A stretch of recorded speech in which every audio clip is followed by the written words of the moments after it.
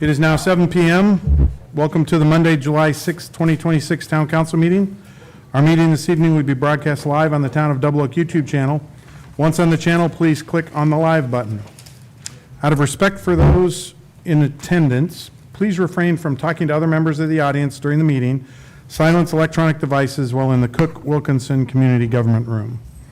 I would like to ask our Town Secretary, Daisy Torres, to please call the roll. Mayor Johnson? Here. Mayor Pro Tem McCormick? Yes. Deputy Mayor Pro Tem Bump? Here. Councilmember Wellen? Here. Councilmember Wardney? Here. Councilmember Blesh? Here. You have a quorum. Thank you. Councilperson Blesh will now lead us in an invocation.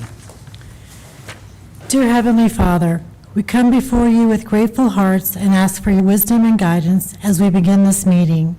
Help us to treat others as we would want to be treated, to love our neighbors as ourselves, and to seek peace even when we disagree.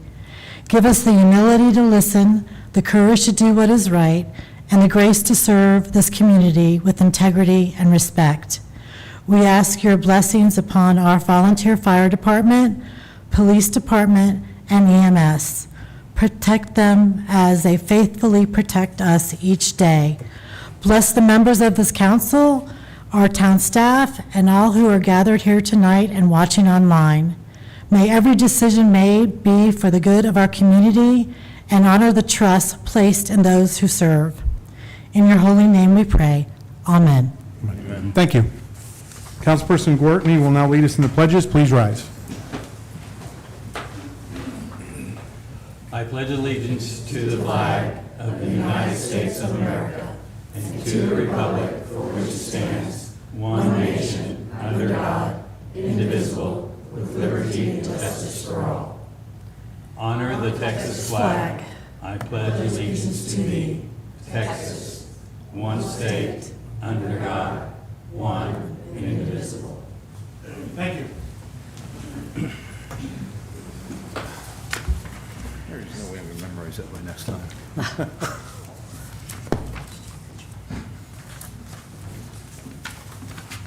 All right, moving on with the agenda this evening. Item 2, citizen comments, non-agenda subjects. The Town Council welcomes and values citizen input. A portion of each meeting is set aside for comments on non-agenda items, which means topics not listed on the meeting agenda. If your comments relate to a meeting agenda, you'll have the opportunity to speak when that item comes up. When recognized by the presiding officer, please step to the lectern, state your name and address for the record. Each citizen has up to 3 minutes to speak. Council members will listen closely, but they will not respond or enter into discussion during this time. This is a procedural rule designed to allow everyone a fair chance to be heard and to keep the meeting moving forward. Please also know that all meetings, including citizen comments, are recorded as part of the town's official record. We ask that all comments be respectful and orderly. Personal attacks, profanity, and disruptive behavior are not allowed. If rules of conduct are violated, the presiding officer may call the speaker to order, issue a warning, or require the individual to leave. If necessary, law enforcement may be asked to intervene. These guidelines are in place to ensure that every citizen has an opportunity to speak in a fair and respectful environment and that the Town Council meetings remain productive and professional. We have 8 or 9 folks this evening. First up is Bernie Carrico.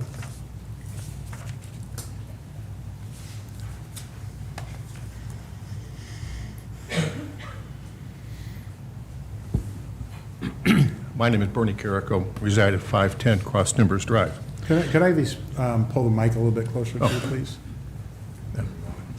Is it Bernie on? Carrico, Yeah, there you go. Thank 510 Cross Timbers Drive. My comments are very brief tonight. I won't take 180 seconds. And it really pointed to our 3 new council members, Chris Bump, Dan McCormick, and Linda. It has to deal with basically protocol on emails. You all ran your campaigns based upon transparency, communication, and rapid response to emails. My experience after the first 6 or 8 weeks has just been the opposite of that. For example, on Wednesday, 6/24, and the following 10 days, I sent 3 emails to each of your individual email accounts. I didn't want to send them all under one, so we could avoid any kind of a walking majority on a response. I did not receive any response whatsoever from McCormick or Bump. Linda responded after the third request today, and she only answered 2 of the questions. So I just ask that basically in the spirit of communication, which you all ran upon, we have a little bit better response to time on some of these emails. The message I was trying to convey was basically to invite you all to sit down and have a meeting with me on the referendum, answer any questions you may have regarding the referendum, the time schedule, et cetera, et cetera.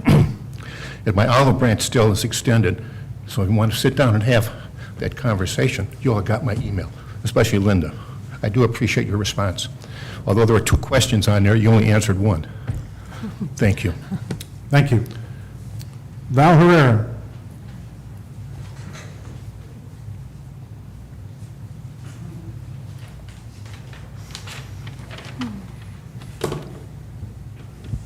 My name is Val Herrera. I reside at 201 Oakview Drive.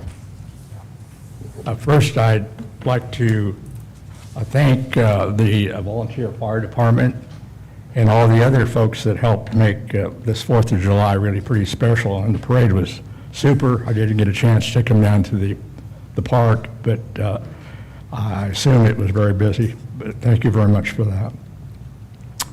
Number 2 on my list here is concerning, I think an item's going to come up later tonight in the old business section, but it's agenda item 17. I would like to suggest is a resident, a one-word change to a section on strategic goals in paragraph 3, maintenance and improvement town infrastructure. Val, excuse me. Do you want me to write you on so you can speak to that? That should happen with the agenda item. Okay, well, let me cover it here, or I could come back, I guess. Yeah, I'm going to go ahead and write you down. Okay, it's a one-word addition that I'd like to, you guys. No, I know, consider. and I want to hear you, and I don't, Okay, because that's we're not fine. supposed to be corresponding back and forth. I don't want you to get cheated on that. Okay. So I've got you down for. Okay, third thing I'd like to talk about is we've got a road away that's needing some repairs, and it's Rancho Vista. And it has what I'm calling a pothole swell problem. And it's not just a pothole, it looks like a heavy vehicle squashed the asphalt down underneath the clay, or on top, I guess the clay's underneath. And so that needs to be looked at. And that's halfway between Simmons Road and Oakview. And then just the last item I've got, I want I guess, a response on this one. Per the mayor's recent request, I sent the town a best practices documents, several documents from Flower Mound. And I would like to know if those have been received. And that's my list. Thank you. Okay. Thank you, Val, and I'll call you back up on item 17. Amanda Martinez.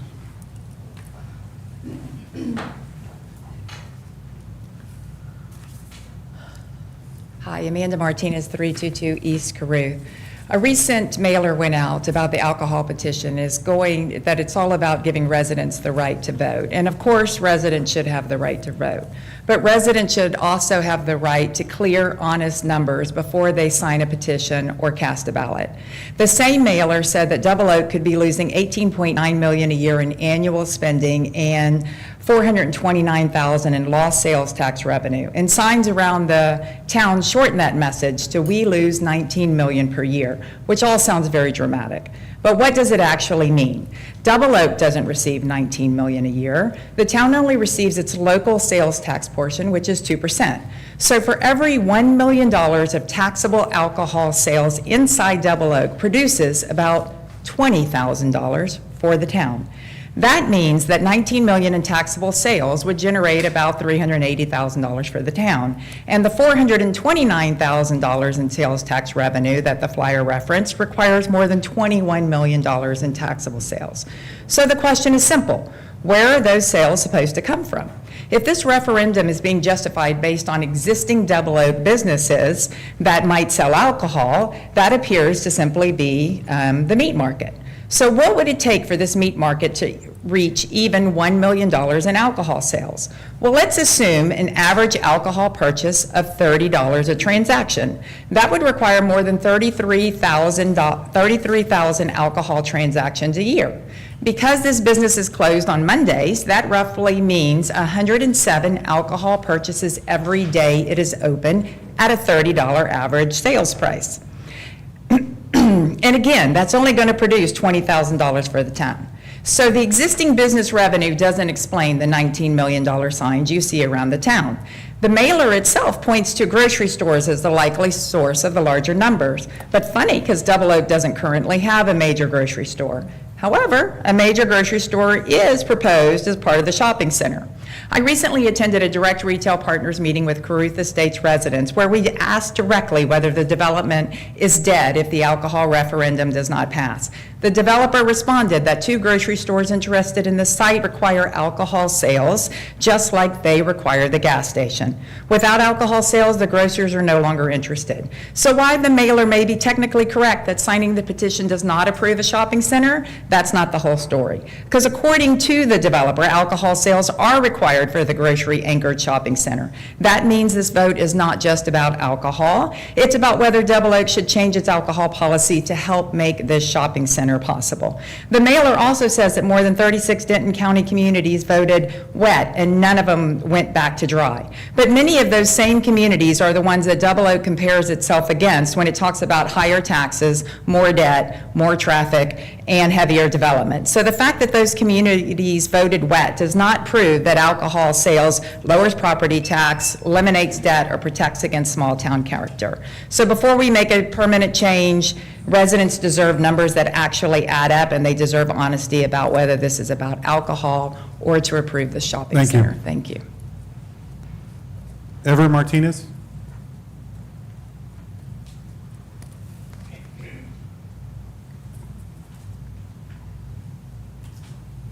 Ever Martinez, 322 East Caruth Lane. I'm here tonight to make sure a few specific questions become part of public record.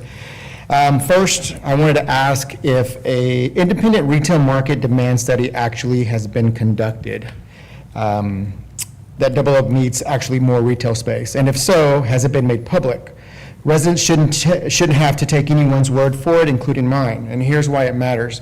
If you drive through Double Oak, you go down 407, you go down 2499, you go down 1171, you see storefront after storefront after storefront with signs of for lease, for rent, and they are all over the place.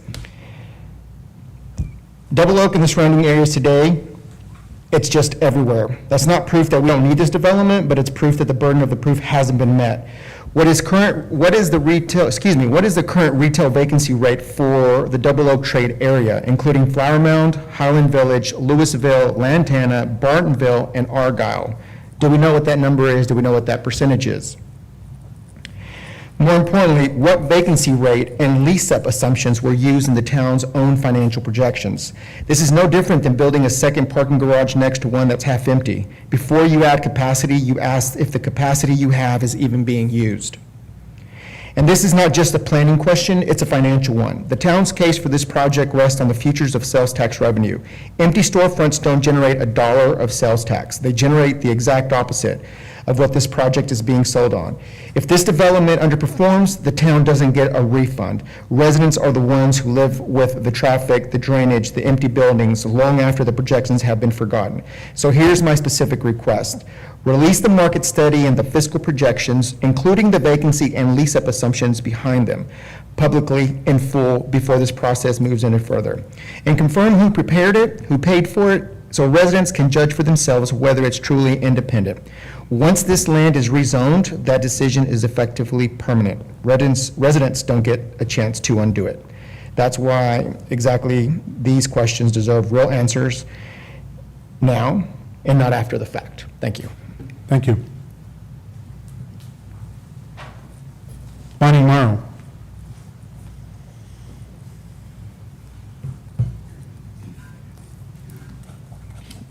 Bonnie Morrow, 105 North Forest Lane. Mayor and council, I'd like to address something that happened last Tuesday involving the Women's Lunch Bunch that meets once a month. And it left a number of the women very uncomfortable. Our group was having lunch at a restaurant in Louisville. It was simply a social gathering with women and friends. It was not a town meeting, it was not a political event, yet a member of the town council was at the same restaurant on the same day at the same time. And members of our group believed that photographs and/or videos were being taken of them. Many women noticed it, and it was very well discussed. And several felt like their privacy had been unnecessarily invaded, and I want to be very precise with my words that's coming. I do not know how this council member learned about our lunch bunch gathering or whether someone shared the date, the time, or the location. But given the circumstances, I do not believe that it was unreasonable to ask whether this was truly a coincidence. So I have two very simple questions. Were photographs or videos being taken? Number two, and if so, why? Residents should not be left wondering whether an elected official is documenting who attends a private lunch, who associates with them, or what political opinions someone may or may not hold. Political disagreements are a part of life, but citizens should not feel watched, intimidated, or singled out simply because of who they're having lunch with. Public trust is difficult to earn and easy to lose. And when an elected official's actions leave citizens feeling watched at a private social gathering, the responsibility should not be on those citizens to explain why they were uncomfortable. The elected officials should simply explain their conduct. The women who attended last Tuesday deserve an explanation. Thank you. Thank you. Mary Johnson.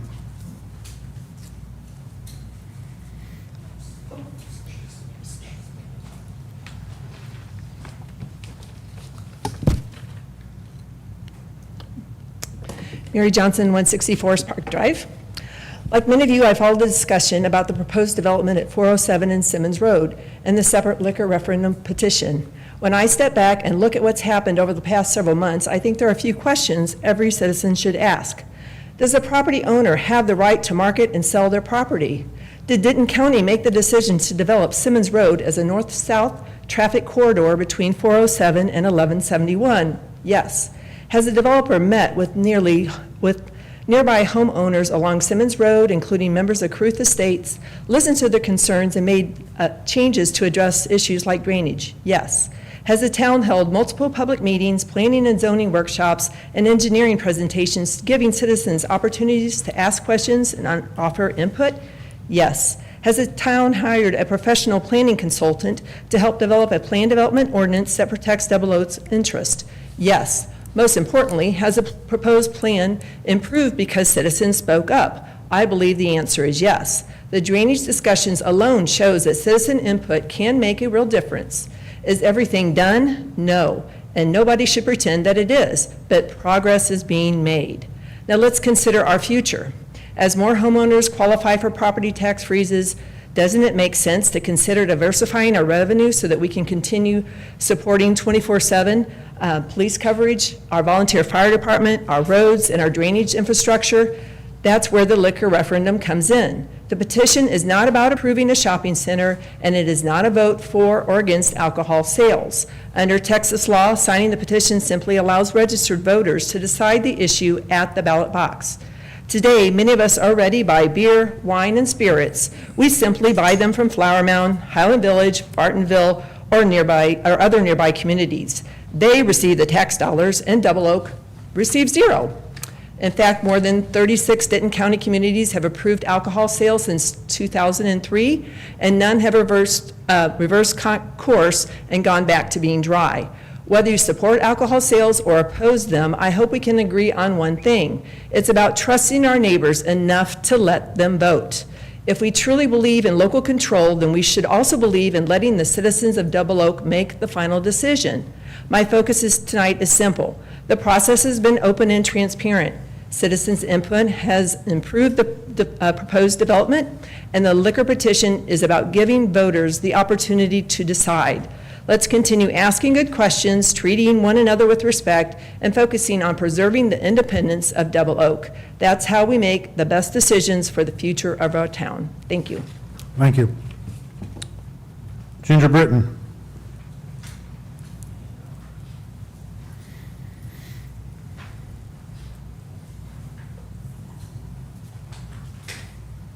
Ginger Britton, 35 Kings Road.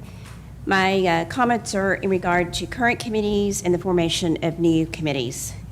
At previous council meetings, we have heard requests for volunteer applications to be submitted to fill current openings on the standing committees listed on the town website. In addition, we have heard discussion on the formation of new committees which would assist the town in becoming more efficient and productive in the decisions that the town council are making now and in the future. Also from these prior meetings, my understanding is there are new applications that have been submitted and others that have been waiting for an extended amount of time to be reviewed. As of this date, there is no agenda item addressing further discussion, consideration, or action on either of these topics. By delaying and continuing to delay the discussion of these topics and applications, it gives the appearance to the individuals willing to volunteer their time and expertise that the council has no urgency in moving forward. My question to the mayor and the town administrator is, when can we expect to see, and will you allow these items on the agenda? Thank you. Thank you. Mark Dietrich.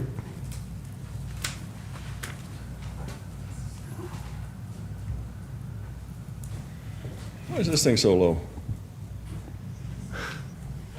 Hi, Mark Dietrich, 155 Foxtrot Lane. Mayor and Mr. Berman, in the meeting I attended by Mr. Berman, I was presented by him, and we went over the legal actions in the meetings. I was told that the council could not discuss topics in the non-agenda items during their free speaking times. If that occurs, as it has in the past, I request to be able to come back to the podium to continue my discussion. We've all had those micromanagers in our environments that never do their due diligence and just go by their uninformed handlers. This is what happened in the past meeting. The childish performance from the last meeting about the truck registration was a comedy to witness. We all know the registration notifications come out more than a month before the registration expires. So the notification came at least a month before Chris was even a town employee. The town secretary at that time was responsible to take this action and failed. This is another example of the mess that was handed to Chris, and he's still cleaning it up. Of course, nothing was mentioned about the cleanup that Chris has done, saving over $20,000 a year in contracts, getting employee time reporting legal, and getting our finances straightened out, taking multiple months to achieve. The next thing we may hear about the town calamities is Chris warmed up fish in the microwave and the drama that appears. Folks, please act professionally and work with your town employees, not against them. During the parade, we saw signs that say "Protect Double Oak." Is that protection from demonstrated bias from the new council members? Or is this protection for financial calamity that has been shown in studies for the future of Double Oak? Running the town is like a business. Everything needs funding to function. Running a business is not planning for success in the future by burying your head for the next disaster and being left behind in the changing financial landscape. Lost opportunity leads to lost financial stability and potential financial failure. In a town, that means raising taxes on your citizens 65 and younger than 65. A lot of us older 65, it won't impact us. It's younger people it's going to impact. We all need the young people in town, and we don't need to be running them away with high taxes. The tax rates need to be without our tax rates need to have financial diversification, and if we need votes to raise our taxes, that takes a 2/3 vote from town members. That'll never happen, and it could force the town into the first time ever bond debt that will be paid by people 65, under 65. Thank you. Thank you. All right. Moving on to item 3, consent agenda. All consent agenda items listed are considered to be routine by the town council, will be enacted by one motion. There will be no separate discussion of these items unless a council member requests, in which the event the item will be removed from consent agenda and considered in its own normal sequence on the agenda. Information concerning consent agenda items is available for public review. Council, we have 2 items in consent. First one is discuss, consider, and act on the minutes of June 15th, 2026. I need to refer to our town administrator real quick. You said that there was an issue that you found. Yeah, we've had upon a further review, we've had a couple of errors under new business and old business where we stated discuss, consider, and act, and those 3 issues were discussion only. Okay. So I just wanted to bring that to the attention of council. Okay. And you'll make those corrections? Okay, thank you. Council, any other corrections? Councilperson Blesch, you good? I'm good. Okay. Mike? Pat? Yep, nothing else. Chris?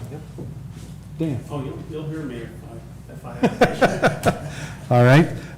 The second item on the consent agenda is discuss, consider, and act on the agreement to audit the financial statements for 2025, 2026. Chris, you want to speak on that? Oh, yeah, this is just this would be getting on the calendar with our auditor for our annual financial audit. Would like to get that done early with the new state law that requires the audit to be done by the end of March. I wanted to take this to council early so we can get on the calendar for Mr. Carl Deaton, who's done our audit over the past 20 years. And I'll be more than happy to answer any questions if people have it, but if not, it is within the budgeted amount that we traditionally use, and will be that amount would be included in the proposed budget for next year. Okay. Council, questions for Chris? I have a question. It's $14,000. Is that for them to audit us for this year? Is that a raise? Is that more money than it was last year? It's the same. He estimated anywhere from 13 to 14,000, which was the same price he gave us last year. And also, is that based on a yearly audit, or is it 1 month that he looks at? Is it 12 months? It would be the annual audit for the current fiscal year that we are in. So it is a 12-month audit? Correct. Okay. He comes in and he'll spend a week in here with the town treasurer, town administrator, going through anything and everything, files, all that. Okay, I just wanted to make Very sure that it was not a 1-month audit, that it was a 12-month audit.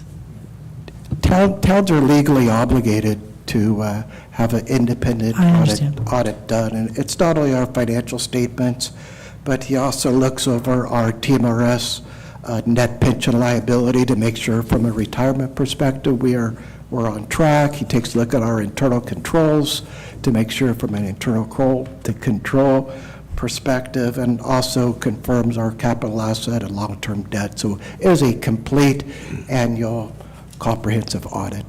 12 months, okay. Thank you. Other questions? Right here. This is related to what the audit doesn't control. A couple of things, the audit in their report, in their proposal, they made a couple of comments that are beyond the scope of their audit. For example, the town's responsible for management decisions and functions, and I'm not going to go through it. That's one. Another responsibility of the town is responsible for the accuracy and completeness of the information. So, it goes back to the old argument, garbage in, garbage out. The auditors, I just want to clarify this for people in the audience as well as myself. The audit doesn't check the expenditure decisions or the revenue. They just want to make sure that the town is following proper financial and guidelines. Is that correct? they're providing proper guidelines, plus that we are following our governmental accounting approved internal controls, that we have the proper checks and balances in place. They do check if an expenditure did require council approval based upon our ordinance, that there is proper documentation, that the council did approve a certain item over the certain dollar threshold. So any purchase that would require council approval, we would provide them, and he verifies that it would go to council and all that. Okay.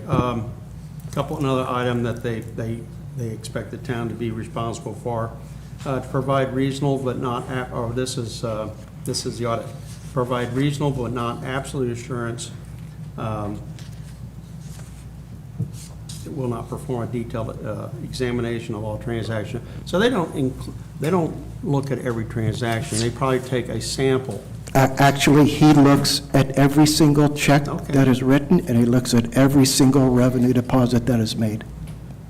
Okay, the other thing that the town's responsible for is the design and implementation of programs and controls to prevent and detect fraud.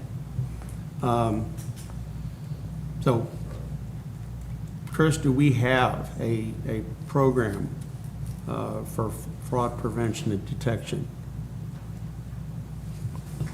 Well, yeah, we have our internal controls set up that ensure, for example, every check requires 2 signatures. He would review every expenditure to make sure that the proper approvals have been made and the proper account numbers are used. Thank you. Can I add something else to that?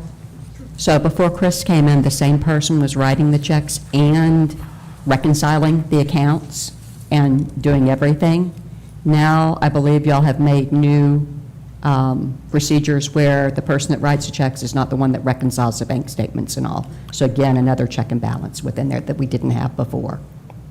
That is correct. Is that correct? Yes. Uh-huh. Yeah, I'm going to question that. Yeah. Writing and reconciling is not the issue, because every check requires 2 signatures. That's your check and balance. Right. Right, so the fact that someone was writing it and reconciling it is no different than my wife writing a check and balancing her checkbook. But it's, those two, we had entries that were not put in correctly and all, and when you have one person writing it and one person reconciling it, they can correct those kinds of errors, or make sure those kinds of errors are not made. That's the job of the treasurer, right? And that is actually what she is doing now, but one person writes them, she does not, where before it was the town secretary. They did both of those roles and did not catch errors because of that. Wasn't there a time when, after Eileen Kennedy left, that we basically had just one person at town hall? No. We did not have a treasurer. We didn't have a town administrator, but we had one person, Lynn Jones, doing the task of basically what 3 people are doing now. No, we hired Chris right after Lynn left. So we had a town administrator and a town. No, Chris has been here for 2 years. Lynn left a month ago. Okay, I'm sorry. Eileen, you mean? When Eileen left, Yeah. we hired Chris. Okay. Okay. Chris came in as a town administrator. We had Lynn Jones was here as the check and balance. We then brought on Laura Meilinger as the town treasurer. Right. Now, Shortly previously, we had a volunteer treasurer. It was it was a volunteer treasurer, somebody that typically sat on the town council. Okay, and again, I don't remember all the history of that, but I wanted to, understand that, it wasn't apples to apples. What we have today, we didn't have the personnel depth before Chris, obviously, as we do now. That is correct. Okay, thank you. Other questions? All right, is there a motion to approve the consent agenda items with the changes to the minutes that Chris had referenced? I move that we approve the consent agenda items with the changes to the minutes that the town administrator suggested. Is there a second? I second. All right, we have a motion by Councilperson Wellen, and a second by Councilperson Gortney. Daisy, can you please call the vote? Mayor Pro Tem McCormick? Aye. Deputy Mayor Pro Tem Bum? Aye. Councilmember Wellen? Aye. Councilmember Wartney? Aye. Councilmember Blash?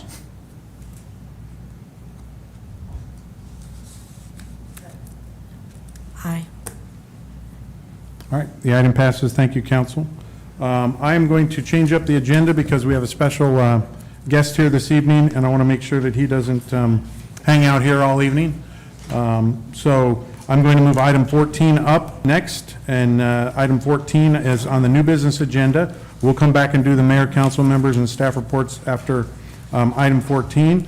I would like to introduce the chief of the Flower Mound Fire Department, Paul Henley, and he is going to do a presentation on the work that Flower Mound has done from an EMS perspective for the town of Double Oak over the past 3+, well, it's more than 3. It's been quite a number of years, but since we moved into a newer agreement, and then we will discuss, council, the new agreement. Chief, I'm going to turn it over to you. Thank you, Mayor. Thank you for being Mayor here. and esteemed council members, thank you so much. It's a privilege to be here today. You're getting me out of my council meeting, unless mine runs long and then I have to go to that one. But it is truly an honor to be here to talk about the wonderful men and women that we have in Flower Mound Fire and EMS. They are truly among the best I've ever seen in what they do in terms of EMS and fire protection. When we talk about Double Oak, we don't see Double Oak. We see a call that happens, and it's just like we treat it like our residents. And so, 5 years ago when I got here, I kind of was in charge of rebalancing the books and putting some things in order, and that's when we found a slight oversight that our EMS billing was not being done the way it should have been done in terms of how we protect our contracts in Double Oak. And so, if you'll hit to the next slide, please, ma'am. So I kind of want to give you an overview of what we provide. It's ALS service, which is advanced life support, BLS, basic life support, cardiac, stroke, emergency medical assessment, from vital signs to ROSC, which is a return of spontaneous circulation after a CPR, trauma care, stroke care, respiratory emergency care.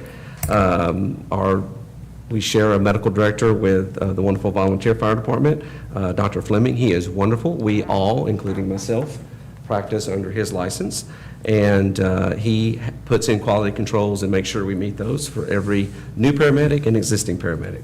And so fire-based EMS is inherently more expensive than private EMS. We are not here to make a profit, we are here to serve. However, their bills have to be paid for sure. What I mean by that also is when you get a fireman, and a paramedic, you get a different level of expertise, qualifications, certifications, and a number of things because they do so many other things. I do not have paramedics only in my fleet. Therefore, they're all fire-based EMS, either EMTs or paramedics. We have, I think, all paramedics except 7 EMTs, which they'll be rotated into school to go to paramedic. So every fireman has to become a paramedic at some point within their first 3 years when they're here. All that to say is they're a little more expensive than a paramedic off the street that does paramedicine only. So I kind of wanted to put that out there. I also want to explain how it works for the uninitiated in terms of EMS billing, as well as for when you make the call. So when my paramedics go out, they catch a call. They catch a call either in Double Oak or Flower Mound, and the call happens. They fill out what's called an EPCR, which is an electronic patient care report. They give the who, what, when, what happened, how many trees were out front, what was going on with the patient, time patient contact, any interventions that were done, any medications that were done, any primary and secondary impressions that were done, a whole list of things through the SOAP narrative to detail what happens on an EMS call. I don't want them involved in anything else except that, right? Making sure they're doing that. They have nothing to do with the billing, they have nothing to do with the insurance or anything of that nature. When they get back, we then quality control that run to make sure that we did a few things. One, we met medical necessity. Sometimes we do, sometimes we don't. If Mrs. Smith just needs us there because she was feeling bad and was lonely, we don't get any money for that. We can't bill for that. It's not medical necessity, right? So we have to prove every time to the entities that I'm going to talk about in a minute, medical necessities get paid. And so we then send that off after we quality control it to our third-party billing company, which is Emergicon. They look at that. They look at what the payer mix was, what type of payment it is, which I'll talk about here in a second. And then with that, they code it. Was it ALS service? Was it ALS 1, ALS 2, which we'll get into here in a minute? And those all have pricing structures. And based on that narrative and that EPCR report, that determines what type of billing it is, how it's coded, and what it's billed at. And again, there's a lot of different payer mixes. If you go to the next slide, please. So one of those payers is the federal government, which is Medicare and Medicaid. And so, first of all, we do not balance bill Double Oak or Highland Village. So by law, if it's a Medicare patient, we can't balance bill. Nobody can balance bill that patient anyway. However, when it's insurance, we bill the insurance, and the resident does not see, a Double Oak resident does not see a balance bill from that. Whatever insurance pays is whatever insurance pays. We don't go after the rest, we write the rest off. But Medicare also, their prescribed rates are only 25 to 33 cents on the dollar of what it costs to provide the service. They have guaranteed rates. I cannot bill any more than that. I cannot bill, the mileage is stringent. We have to do CMS audits to make sure we're complying with CMS waste, fraud, and abuse. So every mile has to be documented. Every quarter mile has to be documented appropriately. So we have redundant systems that tell our EPCR and our patient care report what the mileage was to that. If we detour from that, we have to make sure there's a map included or a Google Maps to make sure it's billed properly for CMS. So CMS is highly regulated to ensure that there is no waste, fraud, and abuse. So we go through multiple internal audits every year to make sure that happens, and we do an external audit as well. CMS has also audited us and found us compliant overall. Same with Medicare. Self-pay very rarely pays. That is someone that does not have insurance. We get a very low collection rate from that. But the biggest one is also private insurance and commercial insurance. And again, with that, you'll see that we don't balance bill those once. But we still have to prove medical necessity. They just pay a little higher rate than Medicare would. Next slide, please. And so you can see I charted 4 years, and you can see some of the numbers here. This is the payer mix. So 57.89% of the runs in 22-23 were Medicare in Double Oak. And this is Double Oak specific. And over the 4 years, you go to the next slide if you would, you can see that the average was about 53-ish% Medicare overall to the town of Double Oak in those runs that we did over those 4 years. The next slide, please. And that kind of breaks it down of the payer mix. It's a nice pie graph to show you kind of where we're at on that payer mix. With commercial insurance, always averaging, in the mid-20th percentile. Next slide, please. So I did want to get into level of service, which you can see that's determined by CMS. They set the standard, and we follow that. Insurance companies follow that as well. And there's BLS, where we go in, and that's things from CPR to just basic life comfort. We can give BLS or EMT basics can give oxygen. That's about the only drug they can give outside of aspirin and oxygen. They can use an AED. They can do some monitoring. They can check a blood pressure. Anything invasive or any drug-related things is going to be ALS, if you'll go to the next slide. And so there's ALS, or basic life support, emergency care, basic life support, non-emergency care, and then advanced life support level 1, or what they call E. CMS calls that E. And that's where we get a little more hands-on, where we can do intravenous medications, advanced airway management, cardiac monitoring and interpretation, 12-lead interpretation, and intervention, as well as medications for all the protocols that Dr. Fleming has for us. We have some very aggressive protocols. He's very open to the guys, because of the skill levels, doing some more advanced things from the paramedicine side of things. And again, the reimbursement is either ALS 1 non-emergency or emergency. Next slide, please.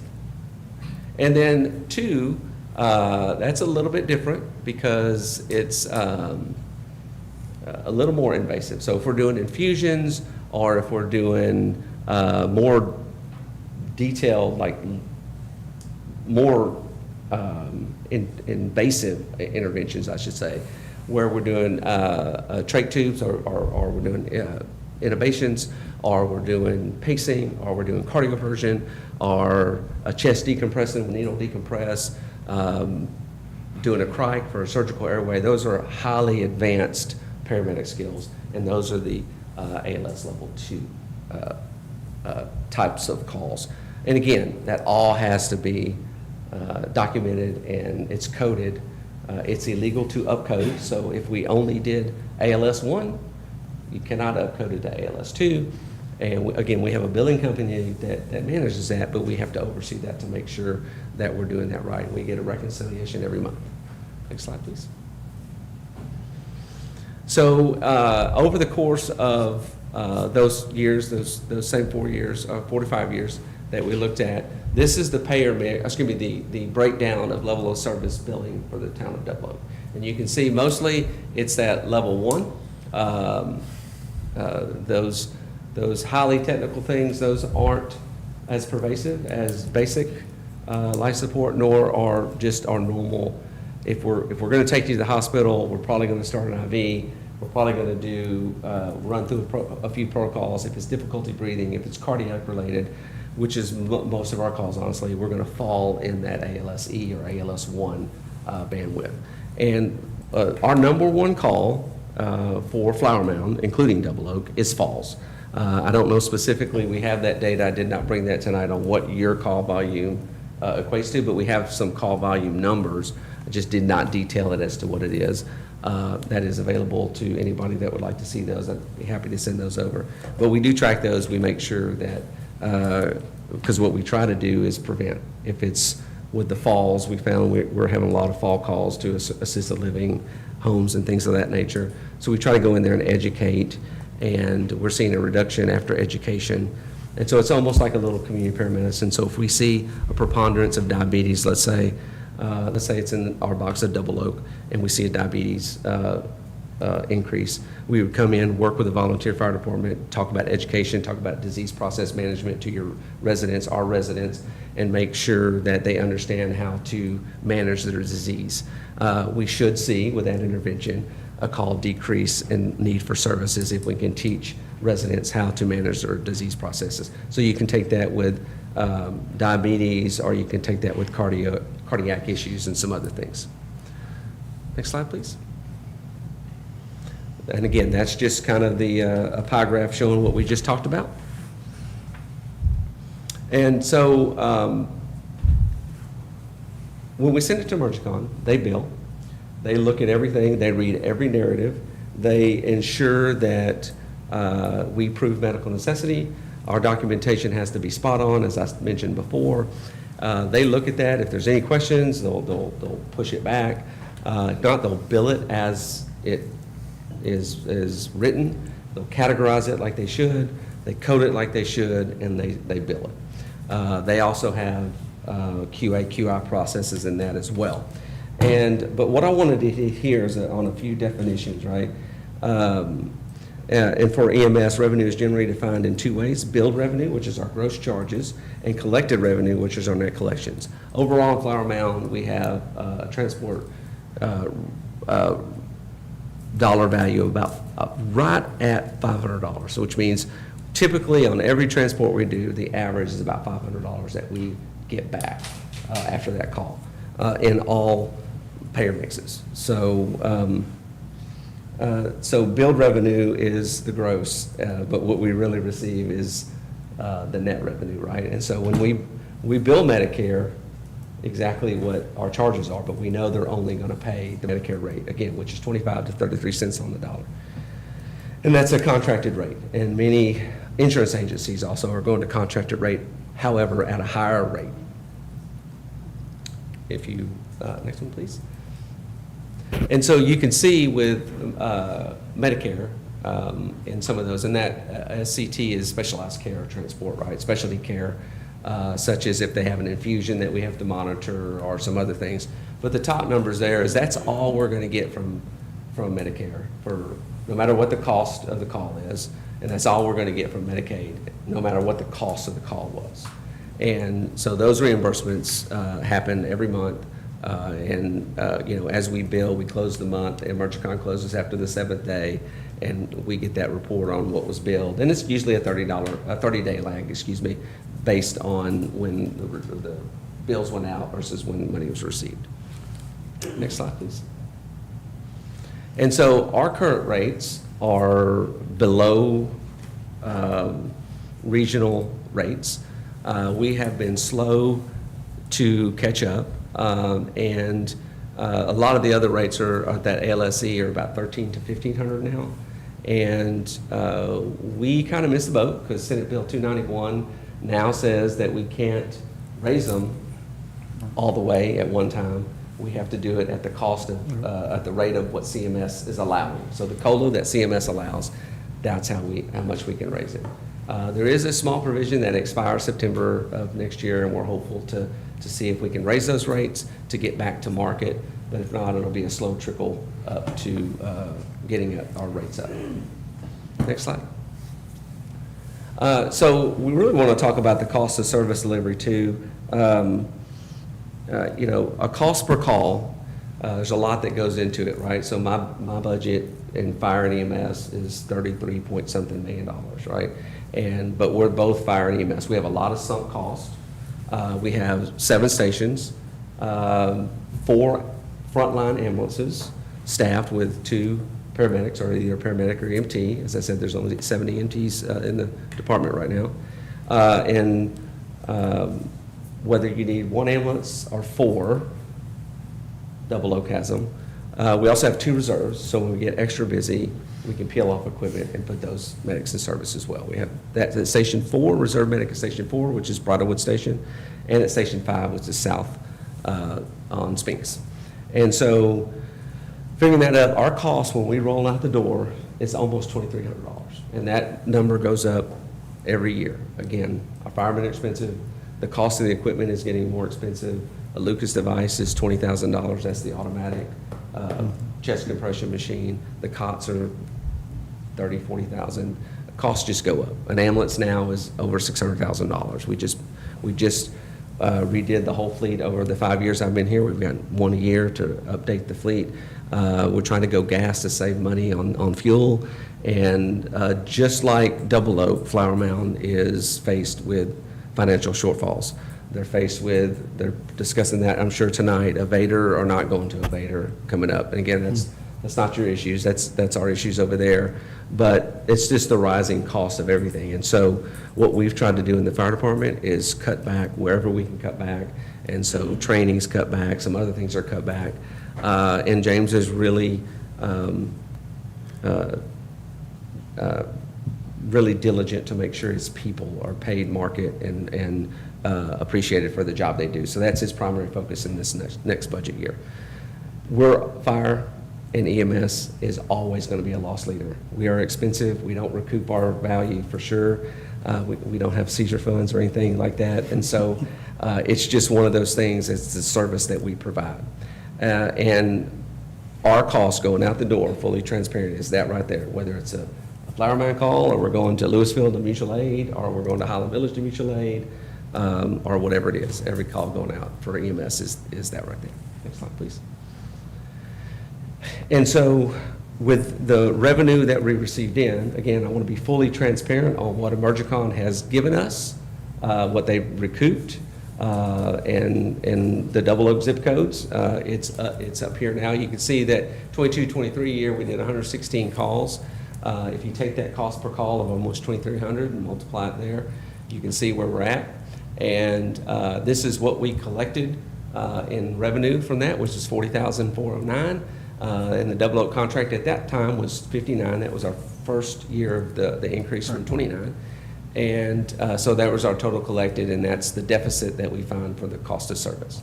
And you can see that in the next fiscal year as well. And if you can change that, ma'am. And then the next two. So the average loss of revenue per year is about $139,400. And again, there's a lot of sunk costs that we have. We don't do this calculation often to split out what Double Oak is costing us or what it's not costing us. We just provide the service. However, for this contract negotiation, I wanted to be as transparent as we can. We're definitely not the only game in town. I can tell you we're the best, but we're not the only game in town. And we're close. When Chief calls, he gets everything. Whatever he needs, he gets it. And I'm a fireman. I don't see borders. I also have a council that I answer to as well. And so we're looking for all and every way to recoup whatever costs are there. And James has said this and wanted me to express this. He really appreciates the town of Double Oak, the partnership, the collaboration. He wants to make sure we do things the right way. We're not looking to, put in his words, quote, hold anybody over a barrel. We want to be good neighbors. We want to be good stewards of your tax dollar, our tax dollar, and making sure, most importantly, that every patient gets the care they need the quickest they can get it. And so our response time to Double Oak and to Flower Mound is well within NFPA standards, well below that. So we get here pretty fast. We first respond. We try to do a good job calling the volunteer fire department, especially when CMS. Sometimes the dispatch gets mixed up, but Chief and I have a great relationship, and we try to make sure that either he's there or we're there. We usually send an engine with every EMS call, and that's no different than a call in Double Oak or a call in Flower Mound. And so, again, we want to be truly good neighbors and make sure that you're getting the best benefit and the best service that we can provide. Next slide. And you know, I think if you've had to use the service, you see the level of professionalism that these guys display. One of the things we love about working with Double Oak is we work with the volunteer fire department. They know how our ambulances are set up. We cross-train. We talk to them about, you know, if you're there first, what would be helpful for us as paramedics to set up an IV set, or, you know, they know where the things are in the back of the ambulance because we train. We're also trying to extend that to our training field on the fire side of things as well. Again, I mentioned before, we don't balance bill, and our rates right now are well below the state average. Again, I am not here to sell you on Flower Mound. That is y'all's decision. But we're here to help if needed. And I think the proposal this year, again, was trying to step up so that it's not a hit at one time. We billed 120 last year, 120,000. I've asked to step that up to 130 this year, 145 and 160 at year 3. And my hope is that we can get some relief at the state level to get some of that Senate bill I talked about adjusted, and then that number hopefully can be plateaued. I'm open to any and all questions. So, first off, for the new council, you may know this, you may not. When Chief got here, our rate was $29,000? 29,000, yes. No, it was 29. It was 29 before that. It was when we sat down and negotiated the step-up contract, it was 59, and then we stepped it up. Flower Mound working with us. It's really key because you saw the numbers where we should be at. And we know that if we do this through the way a lot of other towns do it, through the tax rate. The tax rate in ESD2 is 0.1. The average house in Double Oak is how much?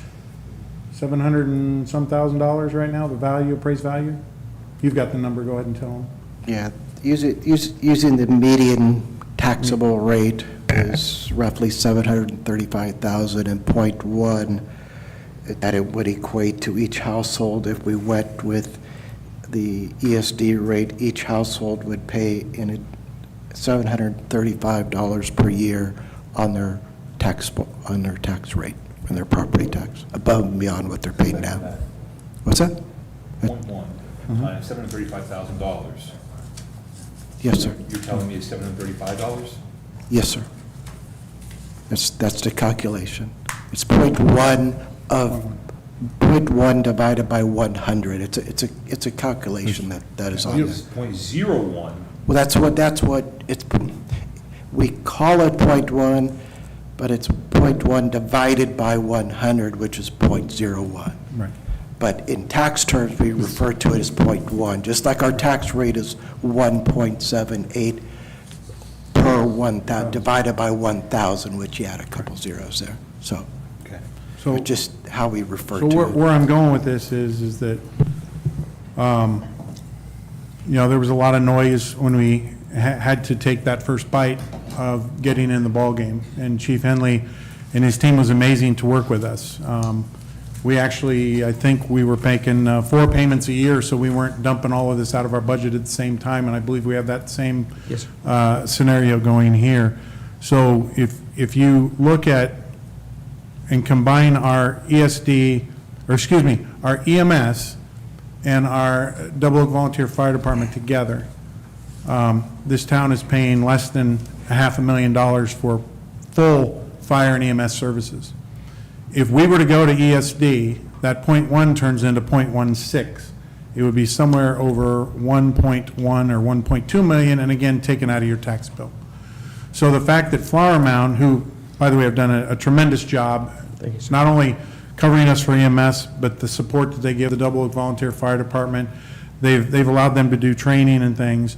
We were very nervous about walking into the negotiations on this contract because we knew that we were going to have to work with their town manager. We knew they were going to have challenges in their budget.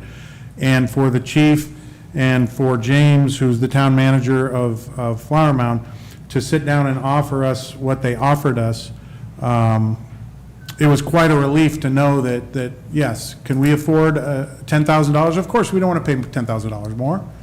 But for $10,000 more a year, look what we're getting. For another 15 next year, look what we're getting. Could you put the slide back up to where it was showing? My whole point is that, we rely so heavily on, I think it was like slide 15 or 16. We rely so heavily on the team that has been put together here between the Volunteer Fire Department and our EMS with Flower Mound. And this is what keeps everybody up at night is, do I have to make that call? And if I do, are they going to be there? And they all show up. Sometimes more trucks show up than we need, and that's awesome. So with the contract that they have offered us, I think that it is an absolute offer that council, we should accept graciously with the amount of what we could be paying if we didn't. So I'm going to go ahead and open up to questions from the council, but I also have a citizen that wants to speak, and I will have that citizen come up after you do your Q&A with the chief. So, Linda? Okay. I appreciate everything you've done for Double Oak, first and foremost. Yes. However, according to the local government code, Title 8, Section 252.021, we do have to have bids on anything that the town spends over $100,000 on. That being said, that's a concern because legally and looking at the documents, and I'm new, but I look at the legal documentation, and it's telling me that I have to have another bid. With that being said, I hate to start off that way. And another question, not a statement, who tracks the traffic, the calls that you make? You said it was 116 calls you made last year? Correct. Last year meaning the past 10 months, or whatever months, right? Yeah. So what is that? That's what, 3 or 4 a month? I don't even know how much that So is. I thought for last fiscal year was 103, is what I saw. Oh, I got 116 on, from his voice. That's, I think you said 116. Yeah. But it doesn't matter on that end. I don't know who tracks that. So that would be something that we would have to know. And legally and decisively looking at this document that tells me that I have to get bids when we make a purchase over $100,000, that's where I stand. It doesn't mean that you're not fabulous, but I think that we do have to get other bids. Oh, we are fabulous. And I would really encourage you, because I believe the ESD is 5 cents per 100 is what they're charging on Lantana. Louisville will not do it, Highland Village cannot do it, right? And so I think alternatives are private ambulance. And again, I would really And I think encourage it's you. Denton, maybe? I don't know. No, Denton? it's not an option. It's not an option. Highland Village is not an option. It's ESD or Flower Mound. Well, we still have to get options. And we still already have know to- what ESD's bid is. Excuse me? It's .10 is their bid because it's done through the county taxes. So ESD will not give us a special deal. ESD is going to charge us .1, what Chris said. It will then go to our property taxes. It will come in and will be paid out of our property taxes. What we have with Flower Mound is one heck of a deal. I lived in Flower Mound before I moved to Double Oak. I love Flower Mound. Nothing's wrong with Flower Mound. But doing my due diligence, it's telling me that I have to get another bid. That's what I'm looking at. That's what I'm reading. And I don't know why we would have to go into a 3-year contract instead of a 1-year contract. And those are my concerns. Doesn't mean anything really if Flower Mound's going to be our guy and do all Linda, this. we have a 3-year contract that we can opt out with a, what is it, a 60? 60 or 90? days. Yeah, We 60 have a day 60 notice. days, yeah. So I all we're understand. doing is trying to lock in our rates for 3 years. I'm just reading what it says here legally. That's it. If I can answer the second part, yeah, we Okay, track cool. those every month. We talked to Chris during the initial renegotiations and said, as this billing cycle starts, we'll make sure they get a monthly statement or report in terms of every call we're making, what the common calls were, what we ran on, how many we ran on. And so this contract is if we do 113 or 300 calls. Again, we have the Right. capacity to be able to do that. And you guys are right down the street. There's so many positives. Yeah.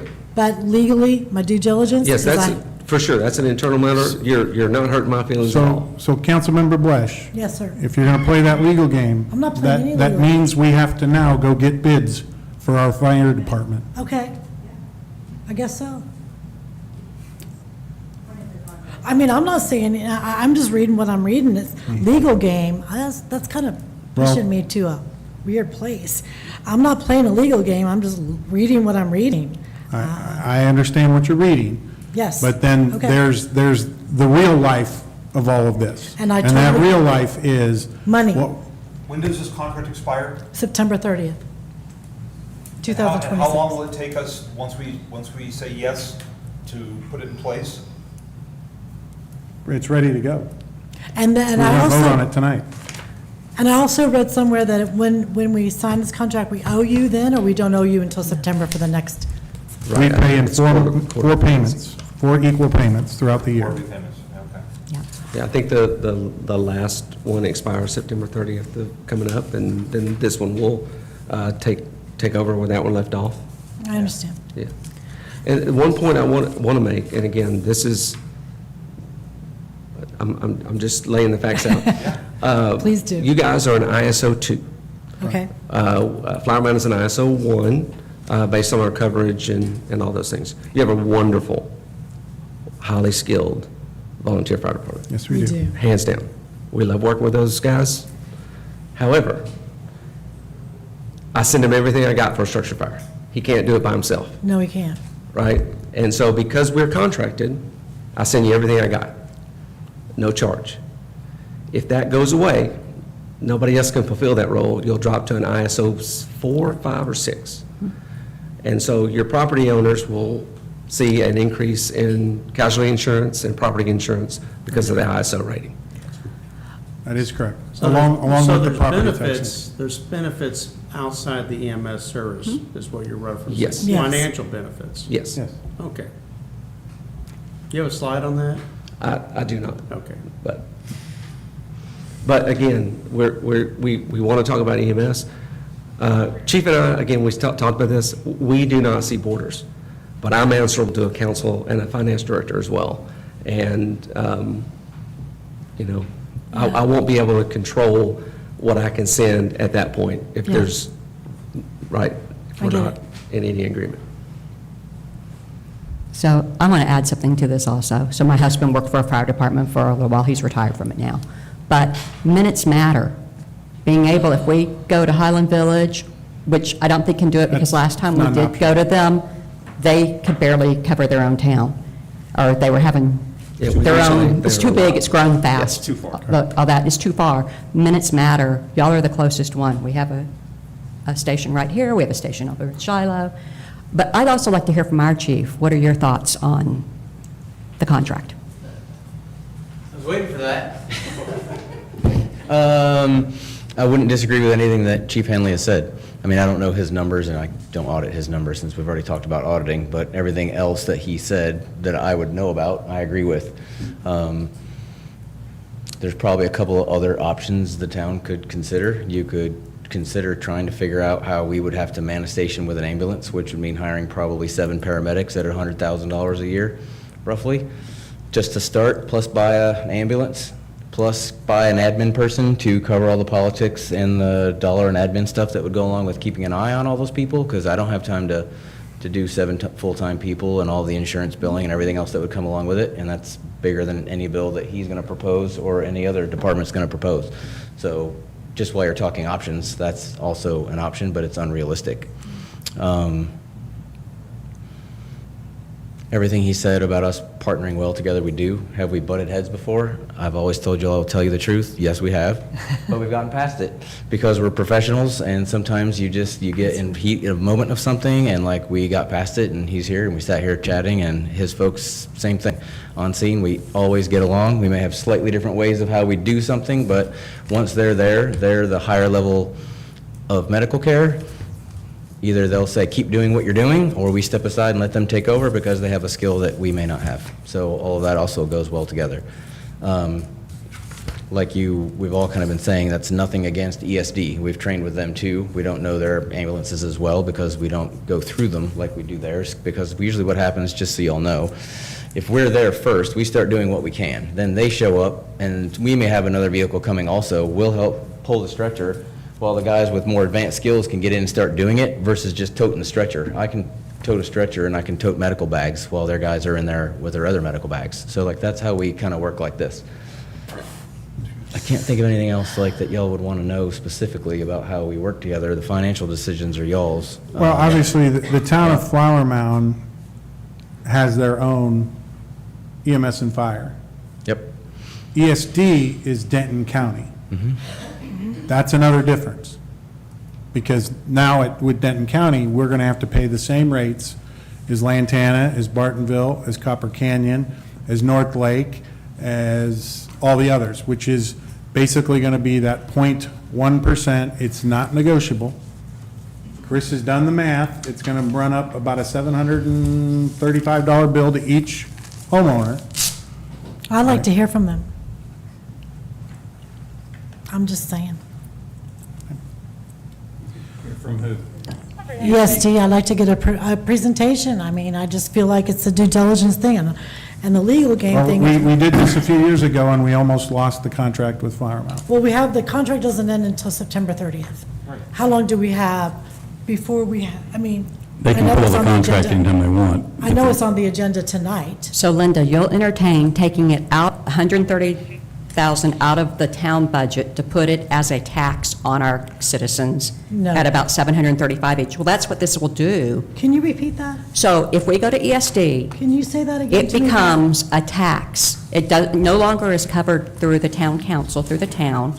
It now becomes a tax that is put on your tax bill at 10 cents for every $100 valuation. So it takes it out of our budget and then puts it on the tax bill of the citizens. And Chris did the math on the average homeowner, it would be $735. Is that what I wrote down? Did I write it down correctly? Versus $130,000, which is, how much is that approximately for, how many houses do we have here? I'm sorry. 1,400, give or take. 1,400? So if I do the really quick math here, if you haven't already done it, Chris? The mayor. She was asking. Pat was running it. Oh, I'm sorry. Well, if it's 1,400 houses, then it's $92.85 a house, if I'm doing No, it it's correctly. per thousand. Per thousand. No, I'm talking about the 130,000 divided by the The number of the price houses. per household would be significantly more with the ESD2 than the amount that we're paying right now within our. And the 20. closest ESD2 is Hickory. It's down. down 407, right? Yeah, it's 406. It's across. It's just Hickory. on It's the across other the side of street. Their Copper Canyon Road. Their closest station is But Copper we'd be Canyon. transferring it from $130,000 from our budget to transferring it onto each citizen. And that would be much higher cost. I would never throw something at a citizen unless I were able to hear from all sides of everybody who's given us an option, and we have until September 30th. What is the rush? But their rate is set. If you go out on there, But what is the rush?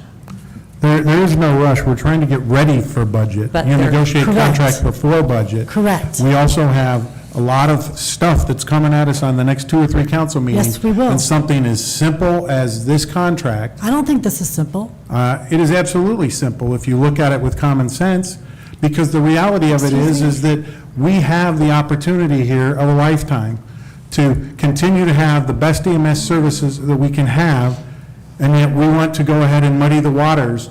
What if Chief Henley says, you know what, I didn't like the way I was treated at the council, I'm going to pull it off? Well, I'm not saying he would do that, I don't but think so. I'm not saying anything ugly. I'm just saying what I'm reading as far as the legalities are concerned.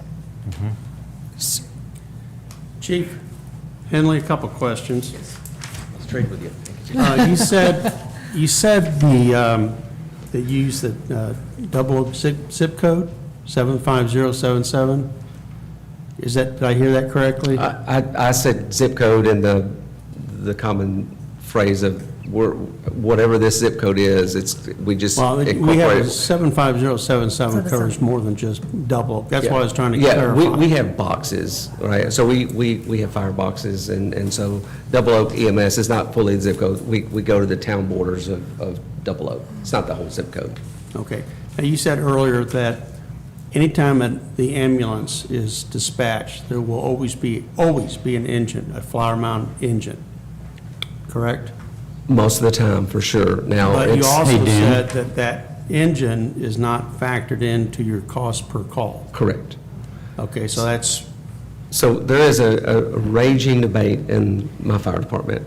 Our captains really like to go on every call.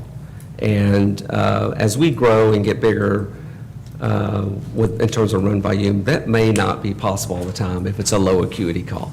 But right now, they go on 95% of all medical calls, and I let that captain have the discretion to see if he needs to go on it or not go on it, especially if we know Double Oak Volunteer Fire Department's coming, we may or may not show up. Most of the time, we show up with that engine, and if they don't need them, they don't need them. Or, they could still be available for a call if another call popped, for sure, but. well, that brings me to the next question. I believe, talking to our own fire department, it's not unusual to have 3 vehicles at a EMS call. 2 Flower Mound vehicles, an engine and an ambulance, and a double volunteer fire department vehicle. Now, that's not all the time, right? Eric? But I would say, quite honestly, you want to have 4. 4 vehicles. Yeah, because they're gonna send the 2 that they send, which I Right. mean, I guess I should get closer to the mic. I guess I have to agree with it. I mean, they have their logic. The way I look at it is, they only have an ambulance at one of the 2 stations on the corners of our town. But the engine is also sending paramedics. So while it can't transport somebody, the people on it are still trained as paramedics and could just as easily be on an ambulance. So like, that's where the advantage comes in. So then what happens, what I try to tell people is like, I tell them we race. We're not actually racing in an unsafe way. But when you call 911, what actually is happening is, we're racing to the station to get there. Often our brush truck, well, we call it our brush truck, but it's also a rescue truck, has all the medical stuff that we have, is heading that direction. I'm trying to get there in the chief's truck if I'm available, so that's 2, and then his 2. All those people are coming, and someone's getting there first, and then just starting to go to work. And from what he just said, like, we don't see borders, and a lot of times, I don't even pay attention to which of your vehicles get there. Somebody later will go like, was it Medic 502 or 504? And I'm like, honestly, I don't remember. And then if we get there first, we make patient contact, and we know that they're busy, because you might hear things on the radio, I sometimes will tell dispatch, hey, we don't need their engine if they don't want to send them, because you might have heard there were fires happening, so why pull someone from their fire to come deal with our lift assist when really their medic can come do it? If I also know that it's something that's not medical, truly not medical, I'll just tell them we don't need them at all. And then they turn around and head back to their station, because again, why pull them away from somebody else in Flower Mound or possibly somebody else in Double Oak to come help us lift somebody that fell out of their chair? What do you call that? Is there a term for a false call? Or canceled call? It's not necessarily canceled, it's a call that doesn't justify. Disregarded. An ambulance. I think what you're referring to is disregarded. So I may get toned, and then 5 minutes later, I'm out of bed and I'm halfway here, and they'll come on and say, hey, Double Oak and Flower Mound, if they recall, that you're disregarded. The homeowner is actually home. They've discovered there's no fire. Their son pushed the test button by mistake, blah, blah, blah. And then we typically radio in and say, confirming you do not want us on site, or Flower Mound, they'll say you do not need to come. Then we all go home. So Well, that's disregarded. for fire, we're talking specifically EMS ambulance service. It could be the same thing. Somebody could call and say, hey, the dispatcher misunderstands, and then they're like, no, absolutely nobody's hurt. It's just a lift assist. And then that's when I would call and say, hey, you can disregard any incoming mutual aid. Flower Mound hears that, and they're like, oh, okay, cool. And then they turn around and go back. Or they will radio and say, are you sure? And I'll be like, yep, we're good. And then we go to scene and we help whoever lift off the toilet. So off at the floor. potentially at any given call in Double Oak, you'll have 4 vehicles. Yep. And probably 10. Yep. 10 firemen. Mm-hmm. Now, the Double Oak folks who respond, they're paramedics also. No, we don't run paramedics because we don't have a need for it. You only have to have a paramedic if you're running an ambulance, which we don't do. So we have EMTs at most. Okay. And not EMTs. everybody's an EMT, because we don't Okay. have to have it. All right. So I'm just doing some simple math. 25, 26 year, you showed, Laura, can you go? next slide. Yeah, 103 calls. Now that's total calls.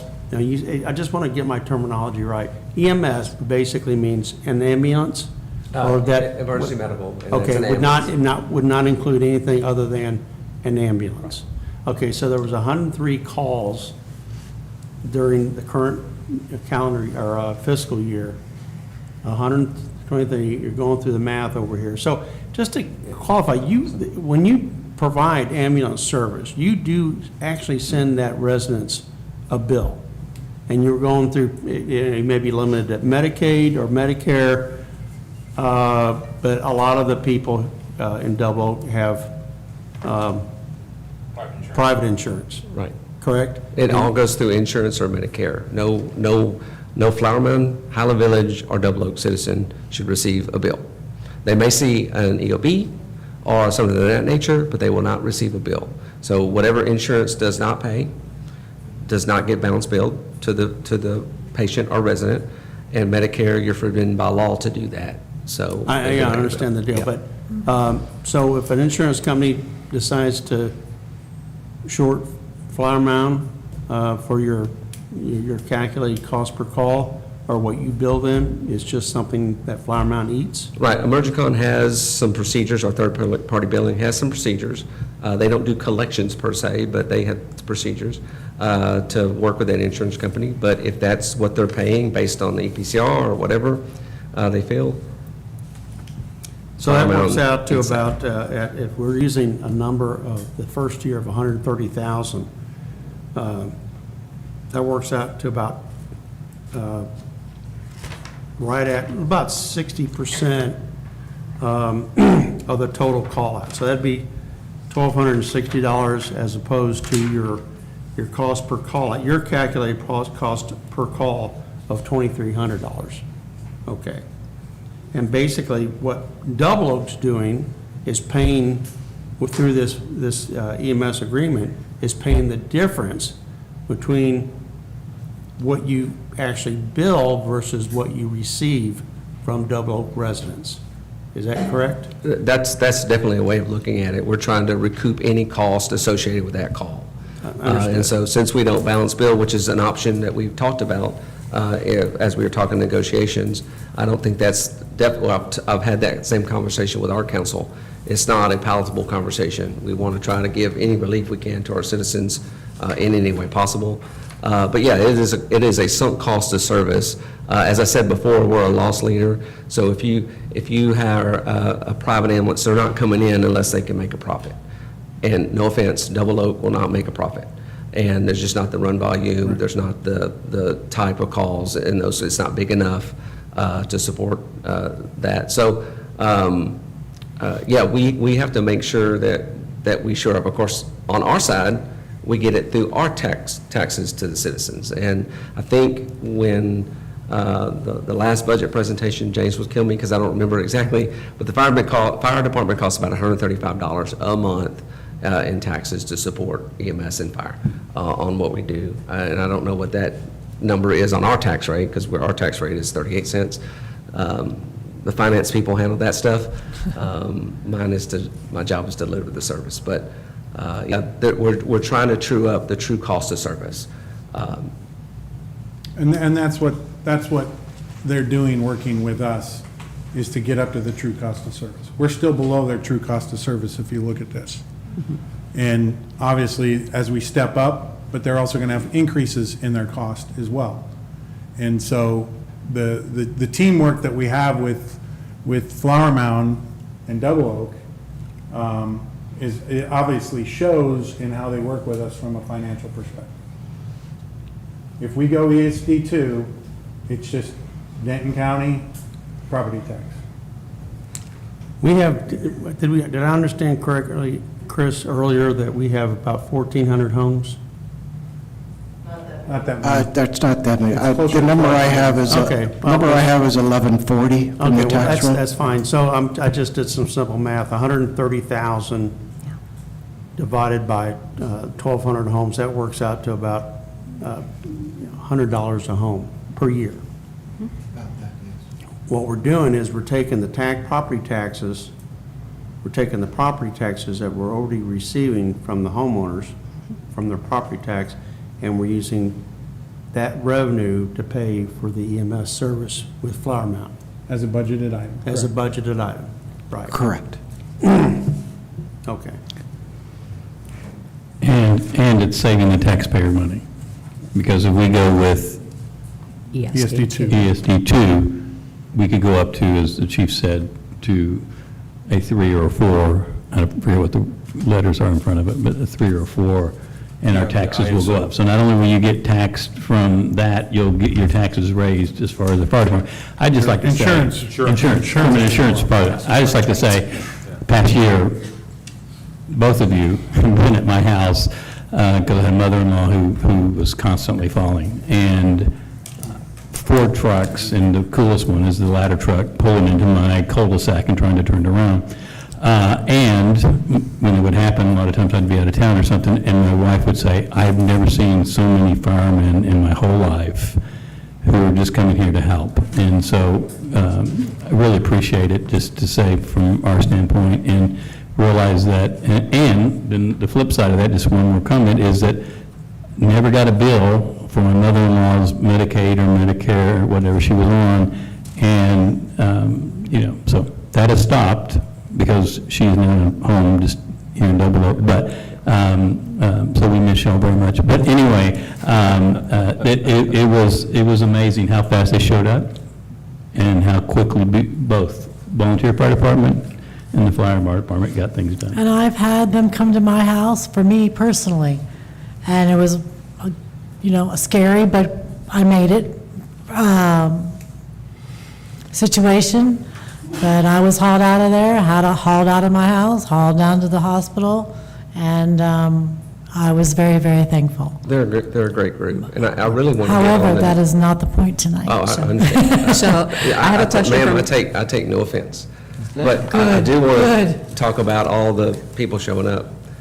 There's some times where dispatch is best, they do the best job they can do. Sometimes we don't get the full story, and sometimes we need every pair of hands Yes. on that call. Because if you're talking about a cardiac event, a stroke, even some severe difficulty breathings, there's a lot of work that needs to be done, and Lord forbid, a CPR.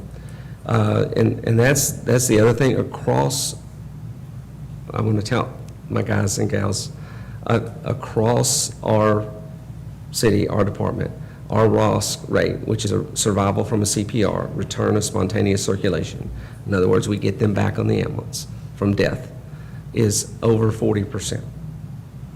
That is unheard of. Repeat that, Chief. What It's was over that? 40% ROSC rate, which means if somebody is in CPR, or clinically dead, or dead when we get there, 40% of the time, we're able to get them back from our paramedics on the engine and ambulance. So it exceeds national averages. The guys are phenomenal. That speaks to our education for AED awareness and disease process awareness. It speaks to our wonderful medical director, Dr. Fleming, and it speaks to the level of professionalism of the men and women of the Flower Mound Fire Department. Where do, when you pick up a customer, double customer, do you always take them to the same medical service provider? That really depends on what is ailing them. If it's a stroke, there's designated stroke centers. If they have a physician, let's say they have a heart condition and they see this physician and they're in Dallas, we'll take them to Dallas if all conditions are met, because it's easier for them. Now, if it's routine where we know they're not going to be able to see their doctor, it's an ER visit, we may, and if we're on resource alert, we may take them to a closer hospital, but we try to get the hospital specialty matched with what's going on. If it's a stroke, there's a particular hospital we're going to go to, depending on how long we've known of symptoms. So what are the most common hospitals you would transport to? Presby, here in Flower Mound. We go to Denton, Presby, Denton, we go to Medical City, we go to Parkland, we go to Baylor, we go to all of them. You didn't mention Louisville. Oh, we go to Louisville as well. Okay. Yeah, we do. We go to Louisville as well. All right. John, the CEO there, wants me to come there more, but, we try to match what's going on with closest care. And again, if they're having a STEMI, which is a heart attack, and they see my guys see elevation, that's one of the other things. The hospitals around here, it takes a monumental effort for the hospital to get the cath lab ready. And that's a huge expense for the hospital. And so false STEMIs cost them money. But they know when our guys call and we say it's a STEMI and we're bringing a STEMI, they get the cath lab ready because they know that we're going to take care of it. And that's where time is muscle. And so Flower Mound, Presby Flower Mound has waded into that pool a little bit, but they're not doing it all the time. So if it is a heart attack, we try to get them to the closest, stabilize, and then we can move them that as well. So, but we try to treat and transport appropriately.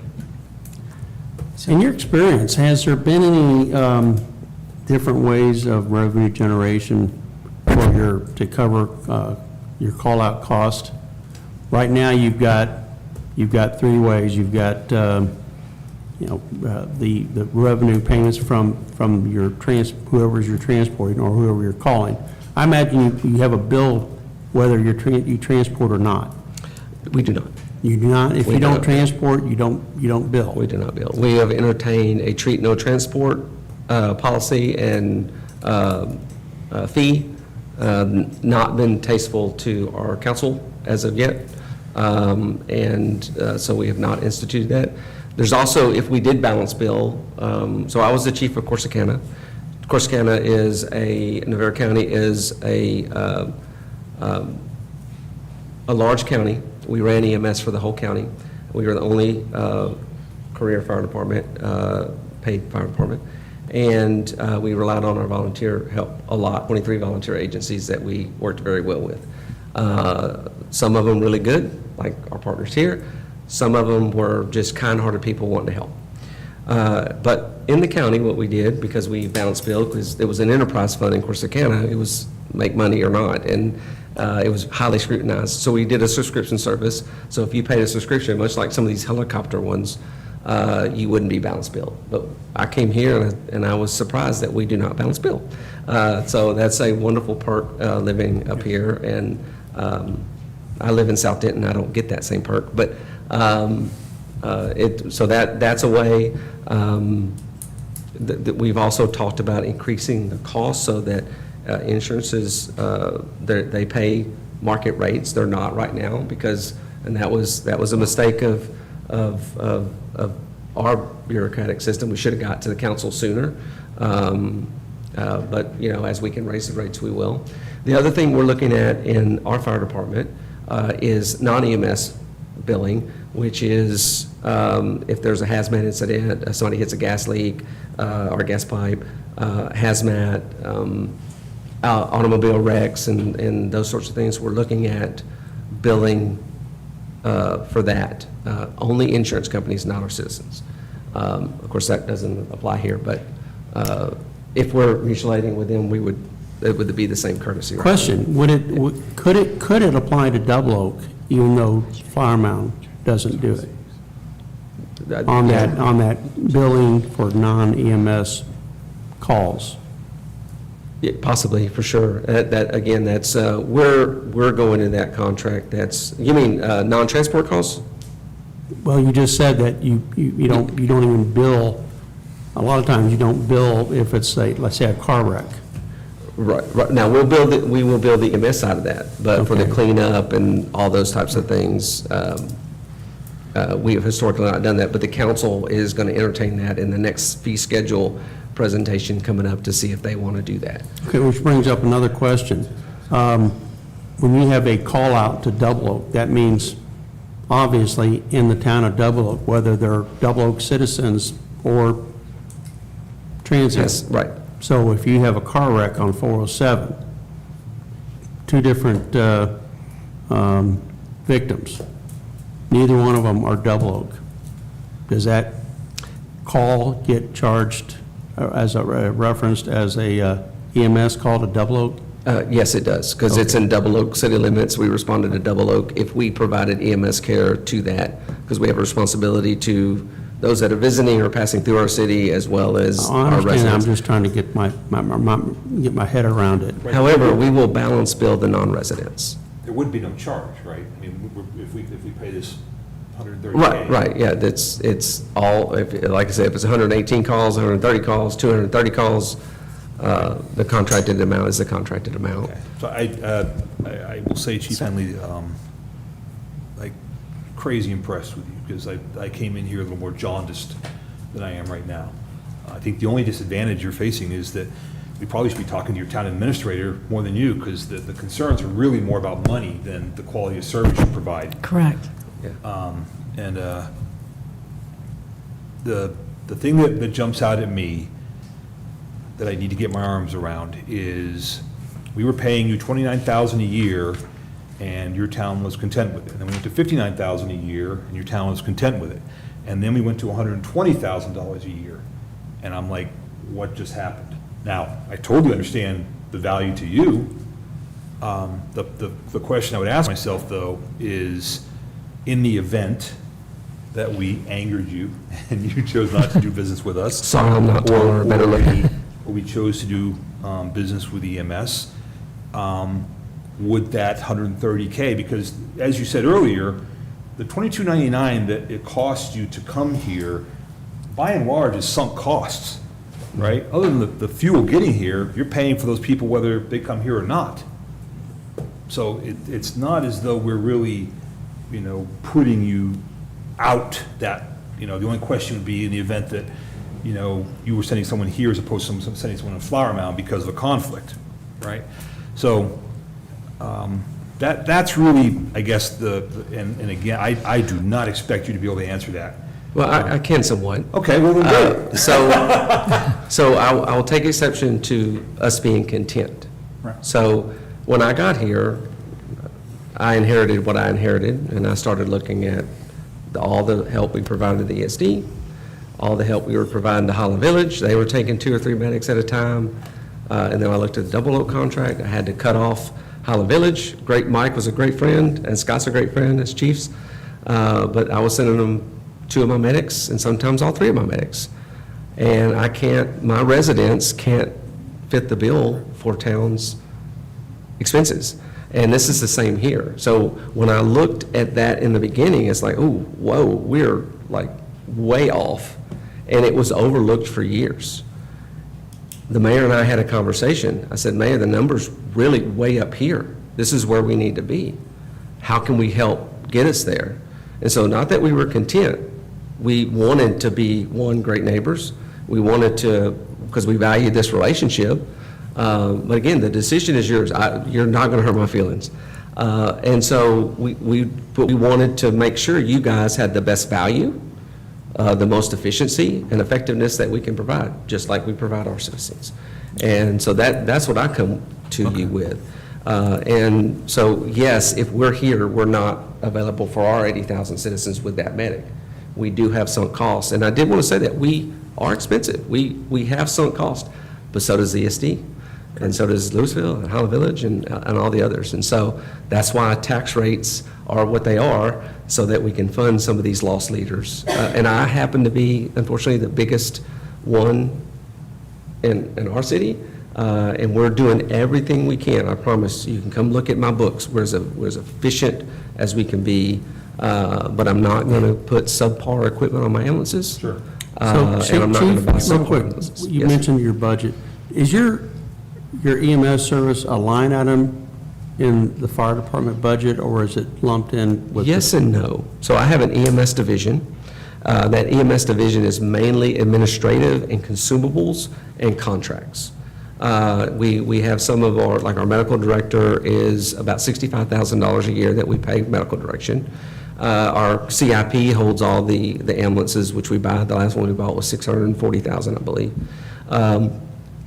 And so, but the line item for that division is there. The main expense for this is personnel. And so I think somebody mentioned it earlier, Chief, it was you, 6 paramedics. So our starting pay in Flower Mound is right about $80,000. That's not counting FMLA and some of the built-in overtime that's in there. They are expensive, but they're great. They're worth it, right? And so you take 6 of those, that's just for one ambulance. And then you need a staffing factor for that, which is another 2 or 3 to make sure that you can staff it all the time so they get the vacations. And then there's the insurance and costs and TMRS and all the things that go into that. So what is your EMS annual budget?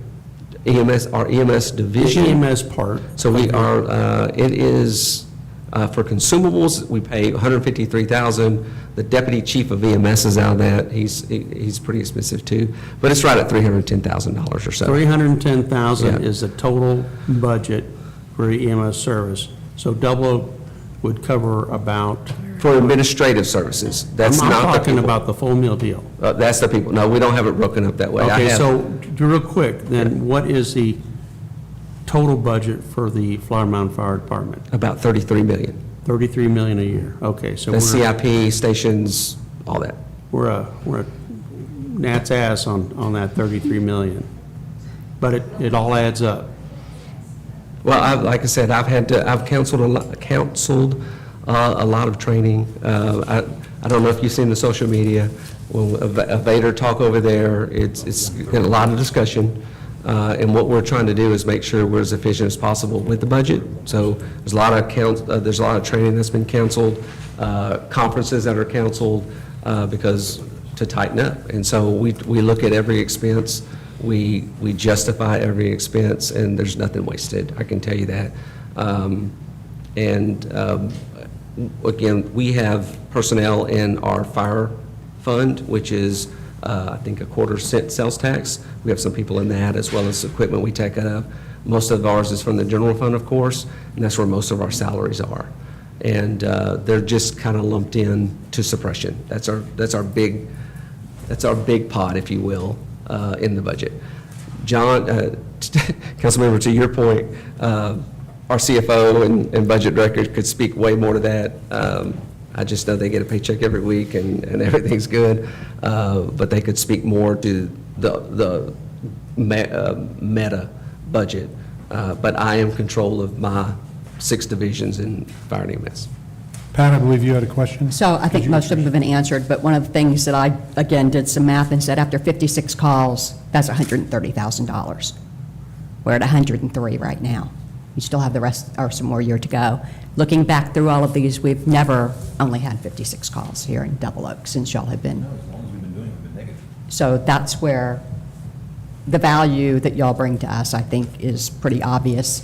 And as I said, seconds, minutes matter. Y'all are at the closest game in town, unless we decide we want to push it to the homeowners to pay, which would be EDS2, which I personally don't want to do, because I think we get much better value paying it out of our budget than we do throwing it onto the citizens of Double Oak. Yeah, so I agree with Pat.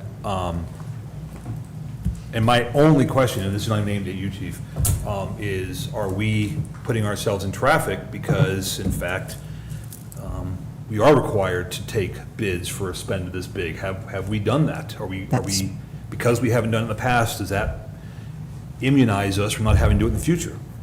David? Yeah, Mr. Berman. Sorry, I was reading something. Repeat the question. I was asking, I mean, I'm there, the value is, to me, is very apparent at this point. My question was, based on Linda's research and the requirement that anything over 100,000, which we would now be spending, requires a bid process, are we putting ourselves in traffic by not doing that? Section 252.022 of the Texas Local Government Code, subsection A, subpart 2.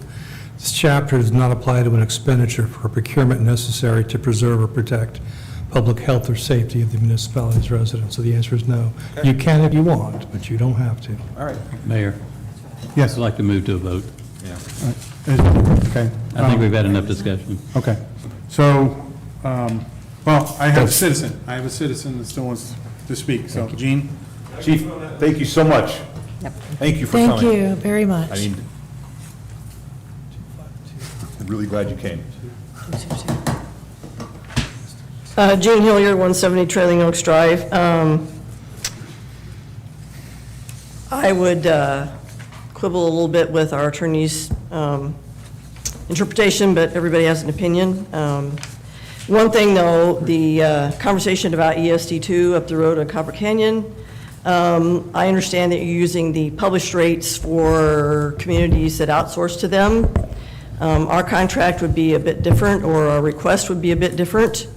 And from what I'm hearing tonight, that actually, we're making an assumption, and that nobody has actually, from this town, contacted them to see if they would do a separate bid similar to what we've gotten from Flower Mound, AKA, instead of the assumption that it would go on a homeowner's property tax bill, like it's done in surrounding communities, if they would actually do a contract with the town similar to Flower Mound. If for no other reason than it is mentioned in this agenda item, I think it's appropriate for the town to have the opportunity to have that in writing from ESD2 as to what they would consider offering the town before a decision is made. That would put it off for maybe 1 or 2 meetings. I understand that we're headed into budget. However, you can always put a placeholder in there. And I would honestly be shocked with the relationship that we've had with Flower Mound, which has been very good over the years, if they would back out of this contract based on the fact that the town is doing due diligence on behalf of our citizens. Another thing, the town has gotten pretty, I'll call it sloppy, the last few years, because I believe that this statute, Section 252.021 also applies to any contract over $100,000, which includes things like, contracts for roads repairs, drainage repairs. Last time I recalled that bid process actually being handled properly was when Steve Templer from Half Associates was our town engineer. Actually put out the bids, there was a public meeting where he actually opened the sealed bids and announced the results.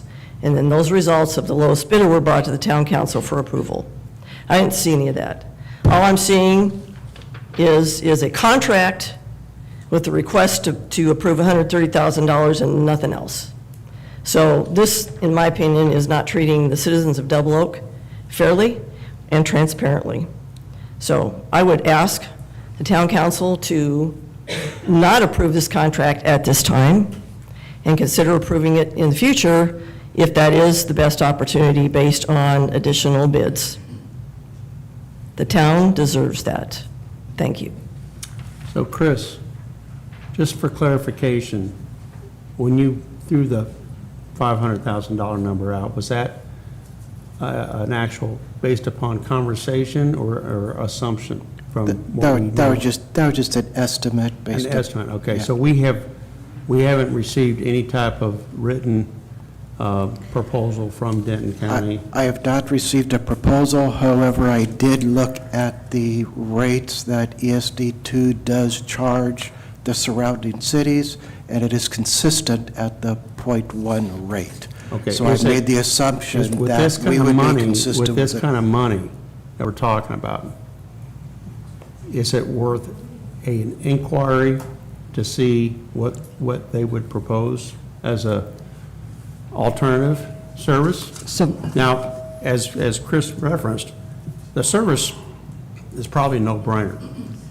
You know, the service we would get from Flower Mound, it would, again, the assumption is that they would outshine Denton County, but regardless, though. If there is an option with this kind of money that we're talking about, I think I would have to agree that we are obligated to get a competitive quote. Now, if there's no other third option, then we just deal with two, but two's better than one. So, can I say something? Because I did do some research on this also. I did not call them, because that's not my job to call them and get a bid, but I also did look up all the towns as well, like you're saying.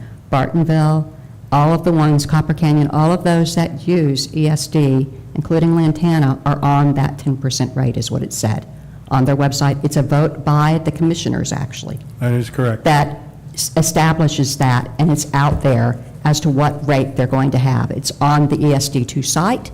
You can go out there and look at it. It shows all the towns that are on that rate.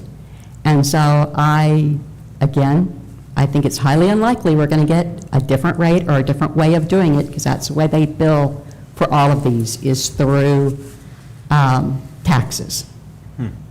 Yeah. And they also show that they still are carrying a deficit from the unfortunate things that happened there before. They still show that within their financials as well. So they're still carrying that deficit for what happened. They have the deficit for Argyle, and then they have the investment costs for the fact that they have to put a significant amount of infrastructure into the North Lake area, because the North Lake area is growing at one of the fastest rates in Denton County. I do know for a fact that the Commissioners Court sets the rate. So, I mean, we're going to put it to vote, council, and then you guys can Yes. vote the way you want to vote. I had a motion, correct? I move that we approve the Flower Mound for emergency medical services. And is there a second? Second? I have a motion by Councilperson Bortney. I have a second by Councilperson Welling. Daisy, can you please call the vote? Mayor Pro Tem McCormick? Nay. Nay. Deputy Mayor Pro Tem Bump?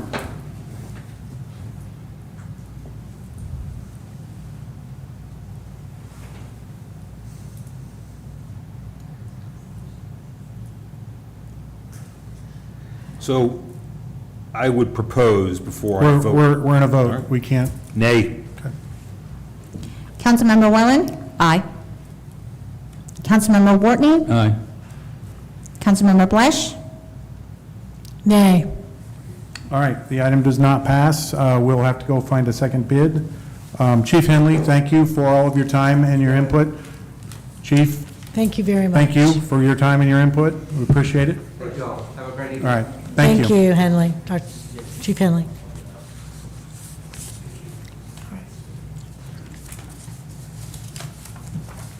So Chris, tomorrow, please contact Denton County and have them send over a letter that tells us what our rate will be.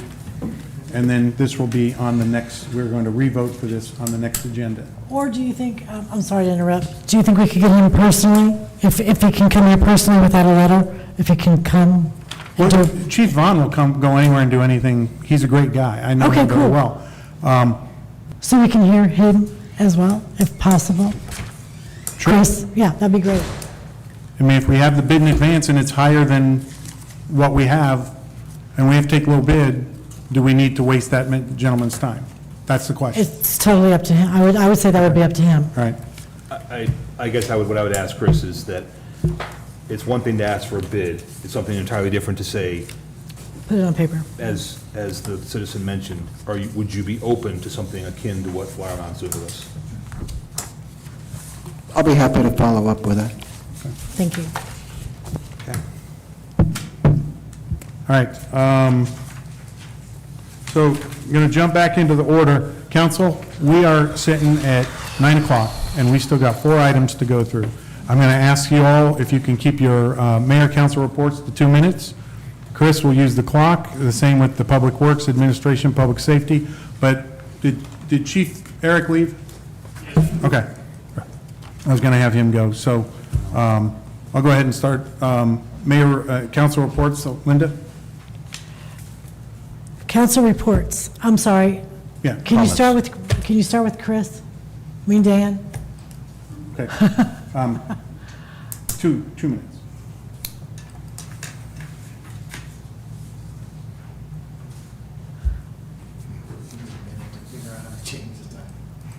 Well, let's wait 2 minutes and 43 seconds.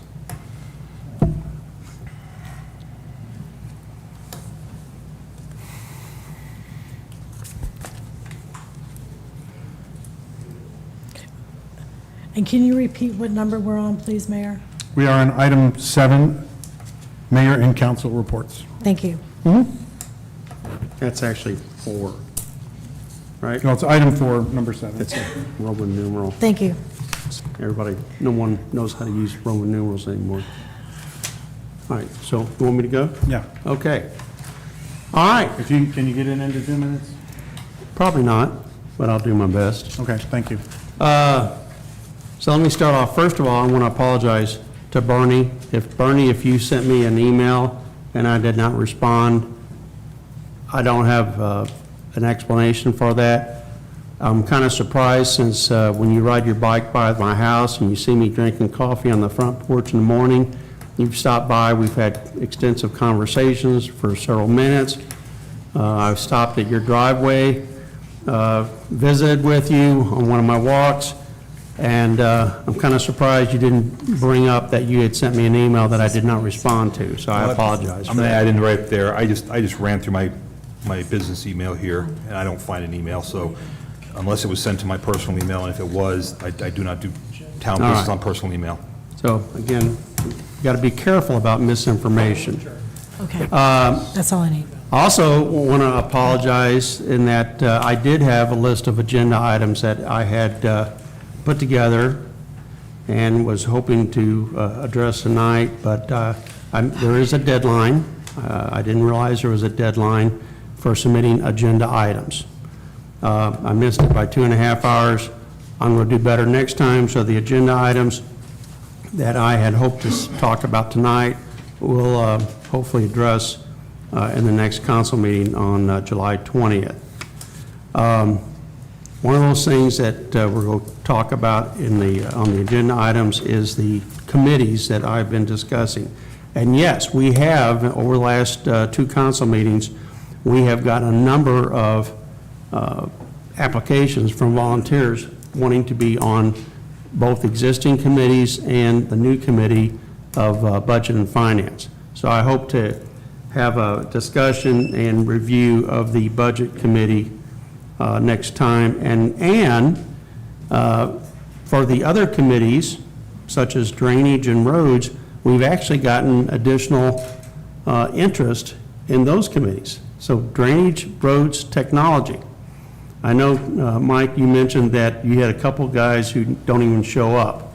This would be an opportunity for you to bring in some new talent to the Drainage Committee. Along the same line with committees, I've had an opportunity to talk to members on pretty much all the committees. I've had the opportunity of sitting in on an ordinance committee, but I've talked to people on the Roads Committee, talked to people on the Drainage Committee. Technically, we do not have a technology committee, and I just recognize that for some reason, when you did the resolutions for committees back in the early the year, technology was not included. But yet we have a technology, or we did have a technology liaison. Why wasn't a technology committee resolution drafted? At the time, there was no such committee. It was a council liaison, given the experience of the people who were on council at that time. Okay. All right. So if we were to form the budget committee and/or a technology committee, would it require, and this is probably a David question, David, would that require additional resolutions for the formation and definition of structure on any additional committees?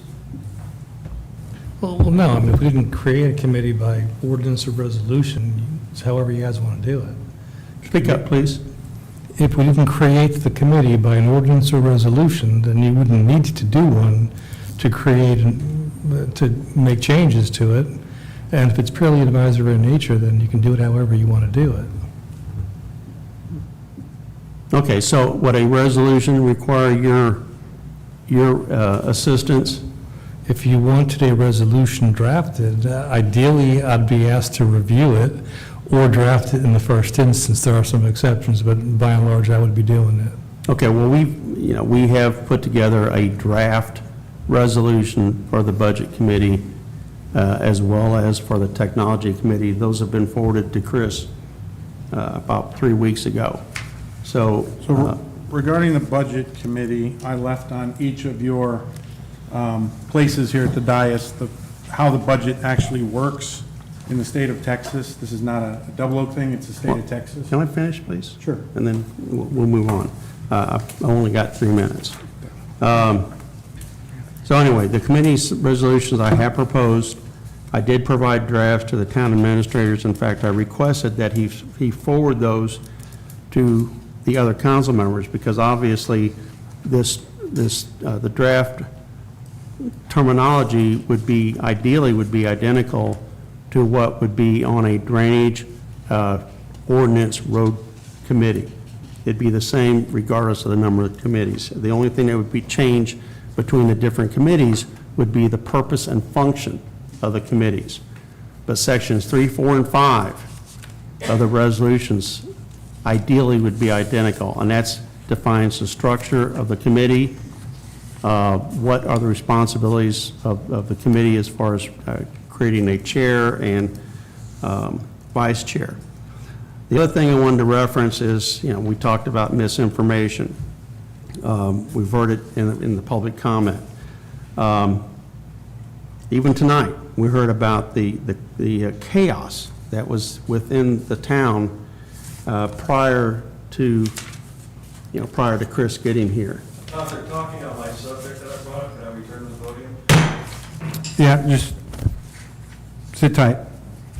So I was curious as to what that performance was. So I requested performance reviews for the previous town secretaries. Surprisingly, Chris only had the performance reviews that he had done for Lynn.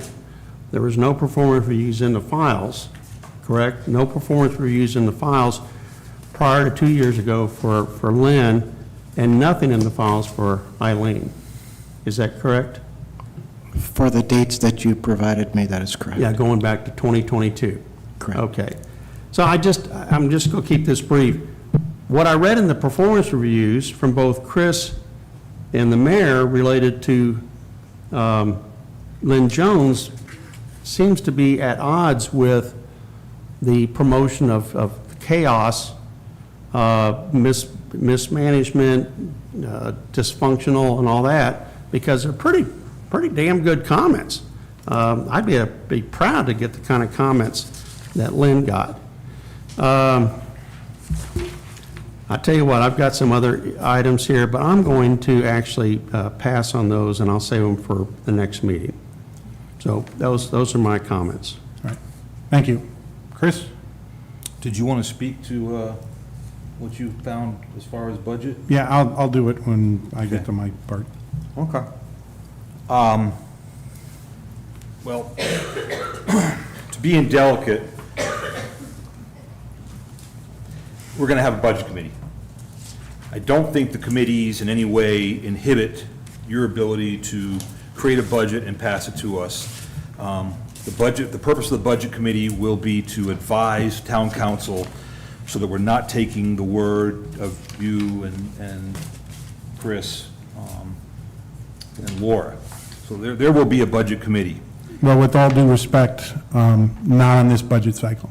We're already into it. Yeah, well, You can put together your team of whom you want to do it, and you can share it with them. But the budget is being put together by the town administrator and the mayor, just as it's been done for years and years and years in our town, per the state law set by the legislature, and we're going to run that process throughout. right, roger that.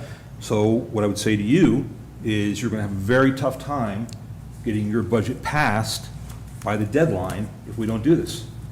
Well, then, since the council is in charge of that. That's correct. That's going to be on the council That's correct. to deal with. That's correct. So, But there will be a bit of ignominy, and you'll have the unique advantage of being the only mayor in North Texas, perhaps the state, to not turn his budget in on time. based upon the activities of the council, That's correct. which So- is all documented. Now, Now- had the, Guys, we're not going to do this right now, Yeah, as a okay? matter of fact, we are. The fact of the matter is, there's no reason we could not create this budget committee as quickly as any other committee. There's no reason at all. I'll go one step further. The other piece that was due to be put on this agenda, the DCA, for those people who have submitted their names for committees, was also left off. That had nothing to do with time or, state law. What is DCA? Discuss. Right. So, yeah, I mean, it's, elections have consequences, They sure do. and change is coming. Yes. Pat? Okay. Let me turn mine on. Okay, I'd like to thank the fire department for putting on a great 4th of July event again. That was a lot of fun, and y'all always do such a great job, so yes. I'd like to recognize you for that.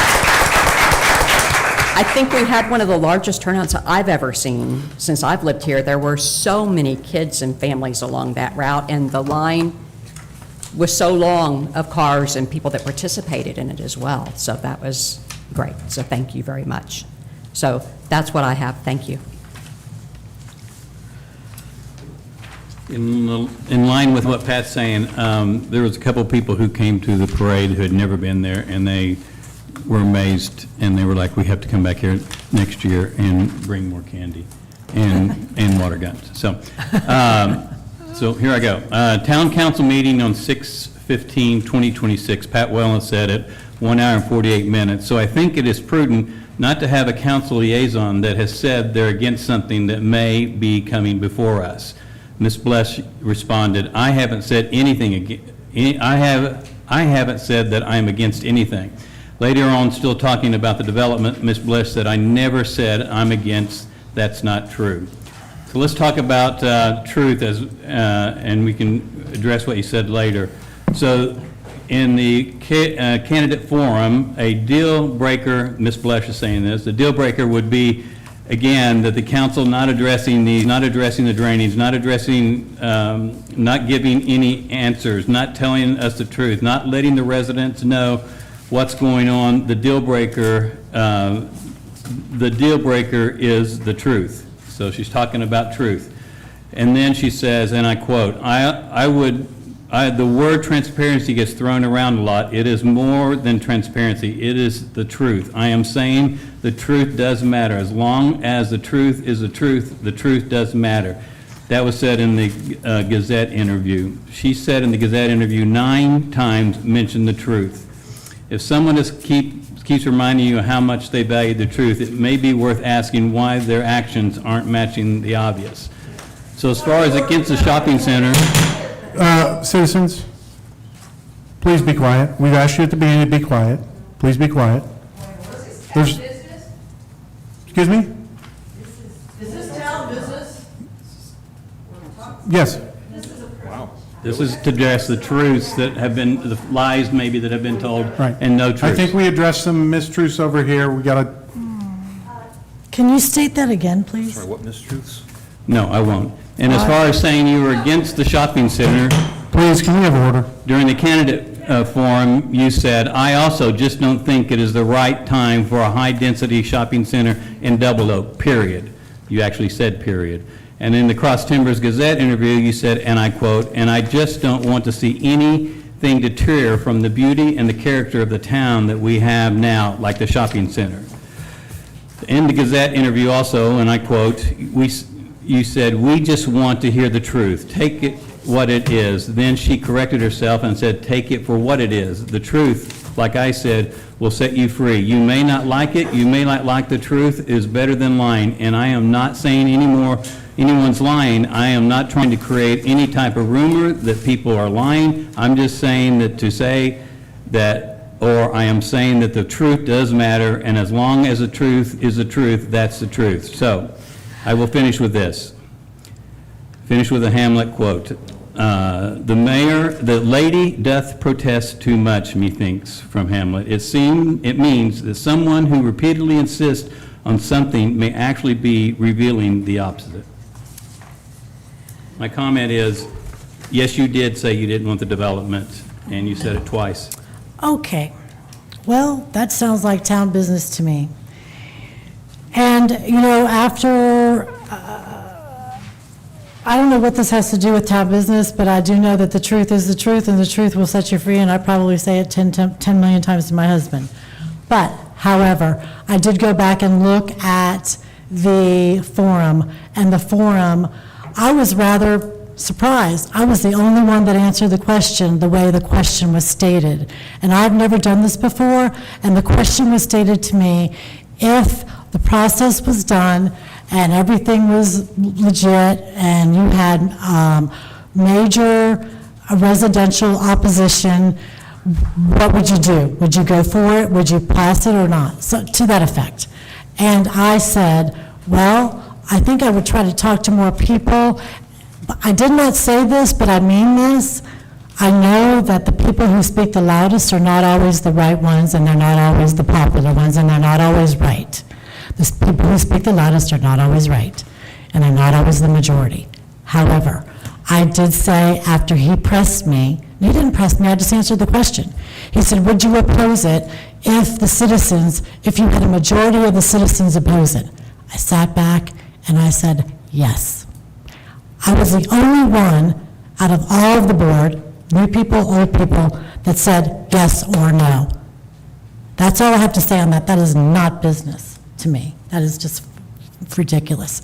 As far as spam, I had several residents who had tried to contact me via email, and I didn't even know about it. I went back into my spam, and there they were, and then I clicked them as safe, that they could contact me, and then I did respond to them, like I did respond to a complaint from a citizen. His first name is Terry. I will not tell you his last name. Chris Longhour has addressed that through email, but this gentleman has been having problems since since 2025 with Republic Trash.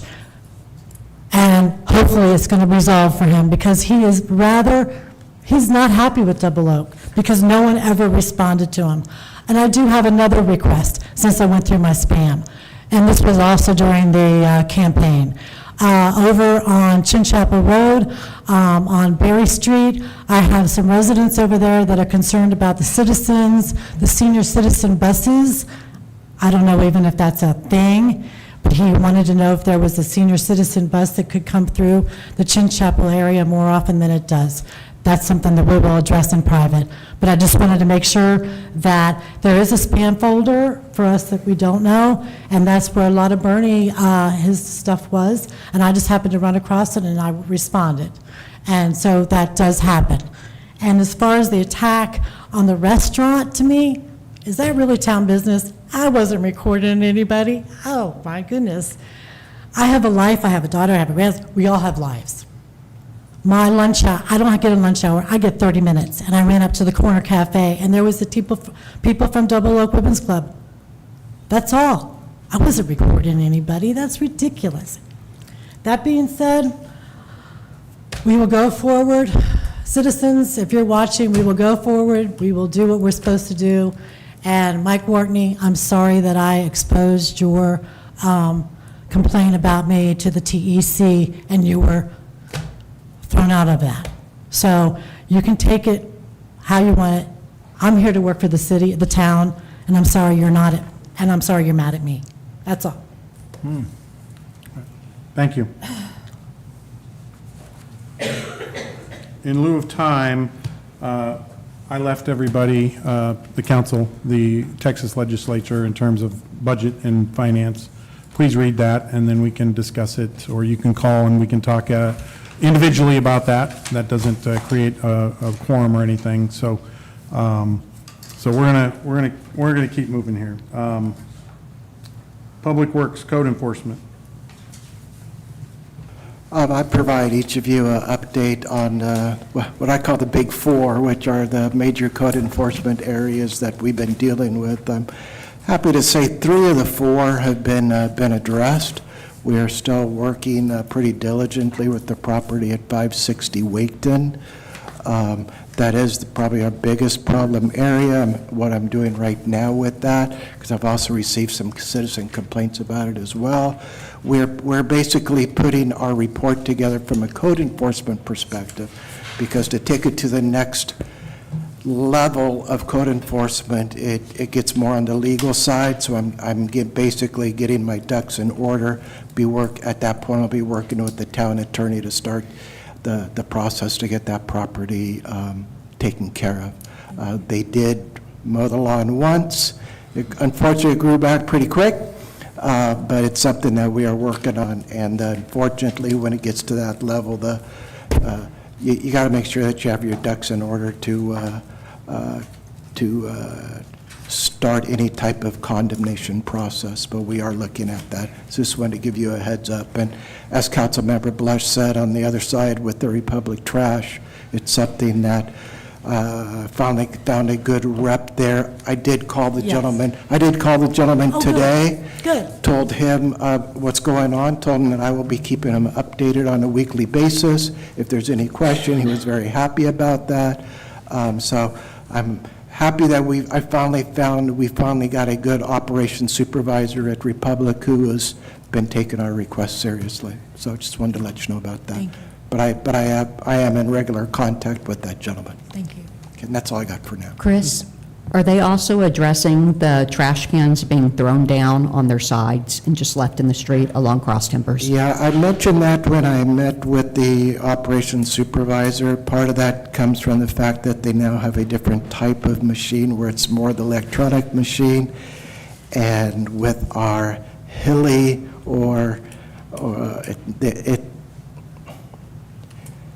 when they put it down, it isn't a smooth surface sometimes, but they do try to go too fast, so I did address that. So I agree, but I've actually watched them throw them. So that is happening as well. That is unacceptable, and I will follow up. I have actually witnessed I will that. follow up with that. The So- biggest issue was After they finish, they pitch it up the side. and was it's two laying- things. The biggest things I addressed was the recycle pickup, especially in the area of Thornhill and that side of town. And also, we've been having some issues with the monthly bulk item pickup where there's been inconsistent pickups, and I'm addressing those two items first. What about somebody leaving their trash cans out all week long?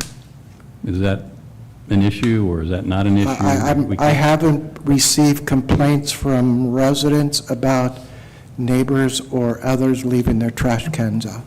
You have not? I have not received complaints about trash cans being left out. And if you did, what would be how would you address it? Well, I would address that with the homeowner because they are required to bring them in a certain amount of time. Okay, thank you. Chris, you missed an opportunity to brag that because of the Thornhill issue, that it did come up, that you, in the contract that we have, that the town has with the Republic, on the very last page in small print, there's a reference to a penalty they will pay Correct. if they miss pickups, and they've been notified of it. So I want to send a shout out to Terry Belmonte at Thornhill. Your email with all the documentation he had was exactly what Chris needed to go to Republic, make demands, say, here's the proof, and you're in discussion now, as per your email of the day, that potentially negotiating a credit? Yeah, I thought I educated myself a little bit more on that because you're right, it is small print at the bottom of the contract. There is a $25 penalty for missed pickups. That $25 penalty, though, is paid to the town, not to the resident. Okay, is it? So it would be a $25 rebate, per instance, back to the town, not a service credit to the resident's bill. That's how the contract is stated. Oh, okay, that wasn't clear. Thank you. They clarified that for me. So that's per resident. So the penalty comes to the town, but it's on a per residential miss pickup. Correct. So we have 26 homes So in Thornhill Estates. they're on notice, yes, and I was told that each of their trucks have cameras, so obviously if I'm going to be going that route, there's a process involved of which we'll give them dates. They will go back and verify based on cameras if it was actually missed or not. Excellent, thank you. Administration. Due to time, I will defer. Okay. Public safety. Yeah, I'll defer based on time as well. Okay. Chief? Come on up. But I'll be faster than I planned, how about that? We've heard enough about Thank fire you. stuff, generally speaking, today. Let me pull up my notes, because I don't want to forget anything. I just figured, besides the fact that y'all pointed out 4th of July, I'd bring up my own couple things and thank everybody up front who was there. I don't do an audit, but I know I saw at least half of you, some in the parade only, some out here, some were actually volunteering. Chief Miller was there. The day before, I think during setup, Chris was taking care of some things for us that just, sometimes things get wonky, so it takes an army. So thanks for being part of the army for those that were there. Some misinformation that's going around, I wanted to clarify. We do not sell alcohol at our event. We don't sell food. We don't sell water. What we do is we take donations at one location, so we don't have to have cash going in and out of all the other places. And then if you want one of those things, then you can tell us how much you're willing to donate. We make a suggested amount, and that's it. You'd be surprised how much people pay more than what's suggested for a hot dog or whatever, because they're like, a hot dog's 2, I've only got 3, I've got 3 left, what am I gonna do with 1? It's a donation. Vice versa, we also give stuff away for free because people come and they, either budgets are tight, or I just can't afford it this time, or whatever, and we're like, don't care, here's a beer, like, go have fun, or have a water, or we see people that look hot, and we just take the water, and we go give it to them. So I just want to clarify, We don't sell any alcohol or any other product. It's all donation-based. We also don't get a special permit. I've never heard of one. If there's one somewhere under contract, and it's been rolling so long that me and the prior chief don't know anything about it. So there's no special alcohol permit. That was the only negative thing, was about permits and alcohol sales. The back end, multiple people asked me, was it a success? And it's like, the financial part will come later. But I told my team the night after, because it's 2 days retired, I said, here's my answer, yes, it was resoundingly a success. And here's why I said it is. We made kids happy. We made adult kids happy. We started and strengthened friendships among the fire department and people around town that come and talk to us. We put on a parade that other fire departments asked to attend because it's the best one around.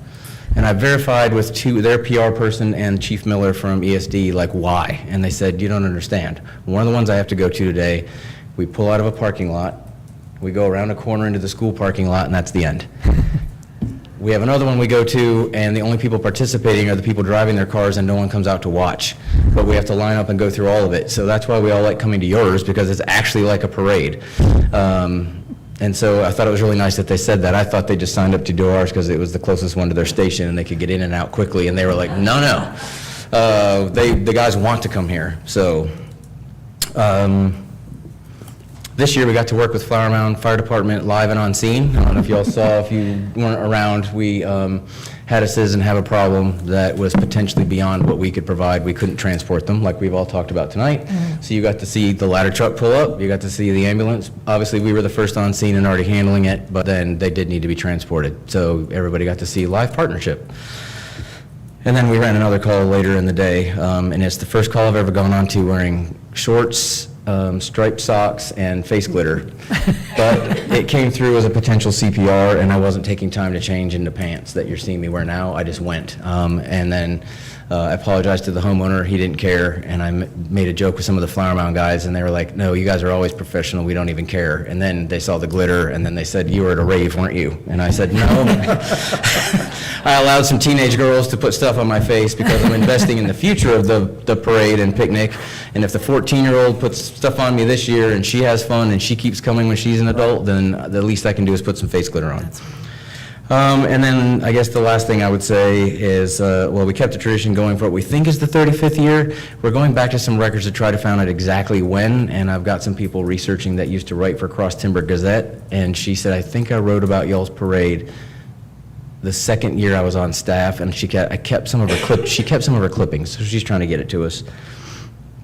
And then the last thing is, it gave the citizens even more of a chance to come see and meet us and thank us, and we don't need to be thanked, but sometimes they tell stories, and one woman came to tears standing in on our apron, or our driveway. Y'all call it a driveway, we call it an apron, because a couple years ago, her father had fallen and had a severe injury, and he ended up passing away. She goes, but the way y'all treated him when you came to scene, and things you could follow up with later when he needed it, like no one would have expected it. And I was not expecting to have someone cry to me at 4th of July. But it made me remember, here's why we're doing all this, right? And it gave her a chance to maybe come talk to us and see us when she normally wouldn't have. So that's why I said it was a success. And then the last reason it's a success is y'all said it was, and from what I've seen from y'all, you all say it is. So as long as I keep hearing from these two bookends that it's a success, we'll just keep doing it. Any questions? No, great job. It was Okay. amazing. Appreciate y'all. As And always. I think you might have called me when I walked Chief Henley out, but I just felt it was No, I my appreciate place it. to walk Thank you. him out and have a few words. Thanks. Roads Committee. Oh, we don't have any. Oh, no, just But we will here in a little bit. really quick update. I'll be getting probably the proposals, the preliminary numbers from our attorney for which roads to go on. And so we can, once we get that, we'll be doing and decide which roads we're going to do, which we'll be taking to council to get their approval on. Then, yes, we'll be going through a formal competitive bid process for that work to be done. So that should be coming right around the corner. Right, thank you. Drainage Committee. Yes, I just got a report today from Chris on 125 Villa Creek Lane. It's the homeowners that's requesting this. I haven't had a chance to look at it, but I haven't had a chance to talk to the homeowner, and we'll do that over the next week. I'm still waiting for a bid from McAdams on what it costs to do the road repair on Cross Timbers Road. Okay, thank you. Ordinance Committee. Okay, we're still working through, or I think our town attorney's still working through Chapter 3, 10, and 14. We have a few of those that we've looked at. We also have worked on Chapter 2. That's with the committee now. That's animal control, based on some things that we found recently that were out of state compliance. And we're also going to start looking at Chapter 9. So that's what we're working on right now. Okay, thank you. I think that's all the reports. Moving on to back to the new business agenda 5, number 15. Discuss, consider, and act on resolution establishing fund balance policies for fiscal year 2026, 2027. Chris Loganauer. I just wanted to have this discussion with council as it relates to what's called our GASB 54 fund balance policy. Basically, it does two things. It assigns for the upcoming fiscal year our what's called our unassigned balance, or it could be called a rainy day fund. Our current resolution for GASB 54 puts that rainy day fund anywhere from 4 months to 6 months of our operating budget. I gave you guys a handout. That would be anywhere from $900,000 to 1.362 in terms of the range of for the current fiscal year of what we would need to be setting aside for the rainy day fund.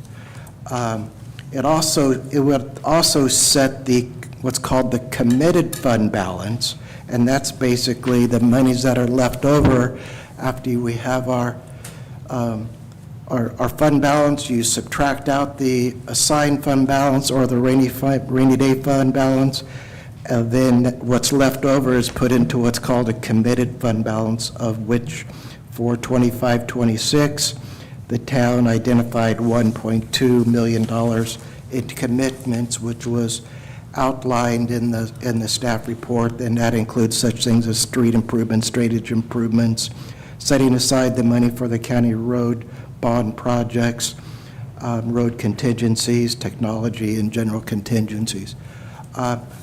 I just wanted to bring this to the council's attention just for review and discussion, and if they wanted to approve a new policy for next year, great, or have a further discussion, that is fine with me. Basically, two things that I wanted to address based upon my recommendations. Right now, in terms of the unassigned fund balance, we're saying anywhere from 4 months to 6 months. It's my experience, and when the auditor came and gave his presentation a few months ago, that is relatively high. Most cities will do anywhere from a 3 to 4 month unassigned balance or rainy day fund. So obviously, the more money you have in the rainy day fund, the less you can use for committed projects. Most cities will do either a 3 to 4 month, or 25% to 33% of your operating budget. So that's just something I just wanted to throw out just for your review. We don't have to have a full discussion on it tonight due to time and everything, but I'm just throwing out some highlights. And then also, it identifying committed fund balance for the upcoming year. If you look at the bottom of the handout that I provided you with the numbers, I'm projecting our ending fund balance to be roughly 1.8 million at the end of the year. So it's basically going from 2.7 down to 1.8, with the majority of those being anticipated road costs, drainage costs, and we've already allocated roughly, I believe, 75 to 80,000 in council contingency projects already. So again, those are just projections, rough numbers, but I wanted to give council a rough idea of what, at least I thought, the fund balance final number would be for the upcoming year. Then based upon that, and what you decide the unassigned balance to be, the remaining numbers would be turned into the committed fund balance, and I hope I didn't confuse everybody too much by this. Yeah, what I'd like to do here real quick, we have a citizen that wants to speak on this. I wanted Sure. you to do your presentation before I had the citizen come up. Gene Hillier, please come up.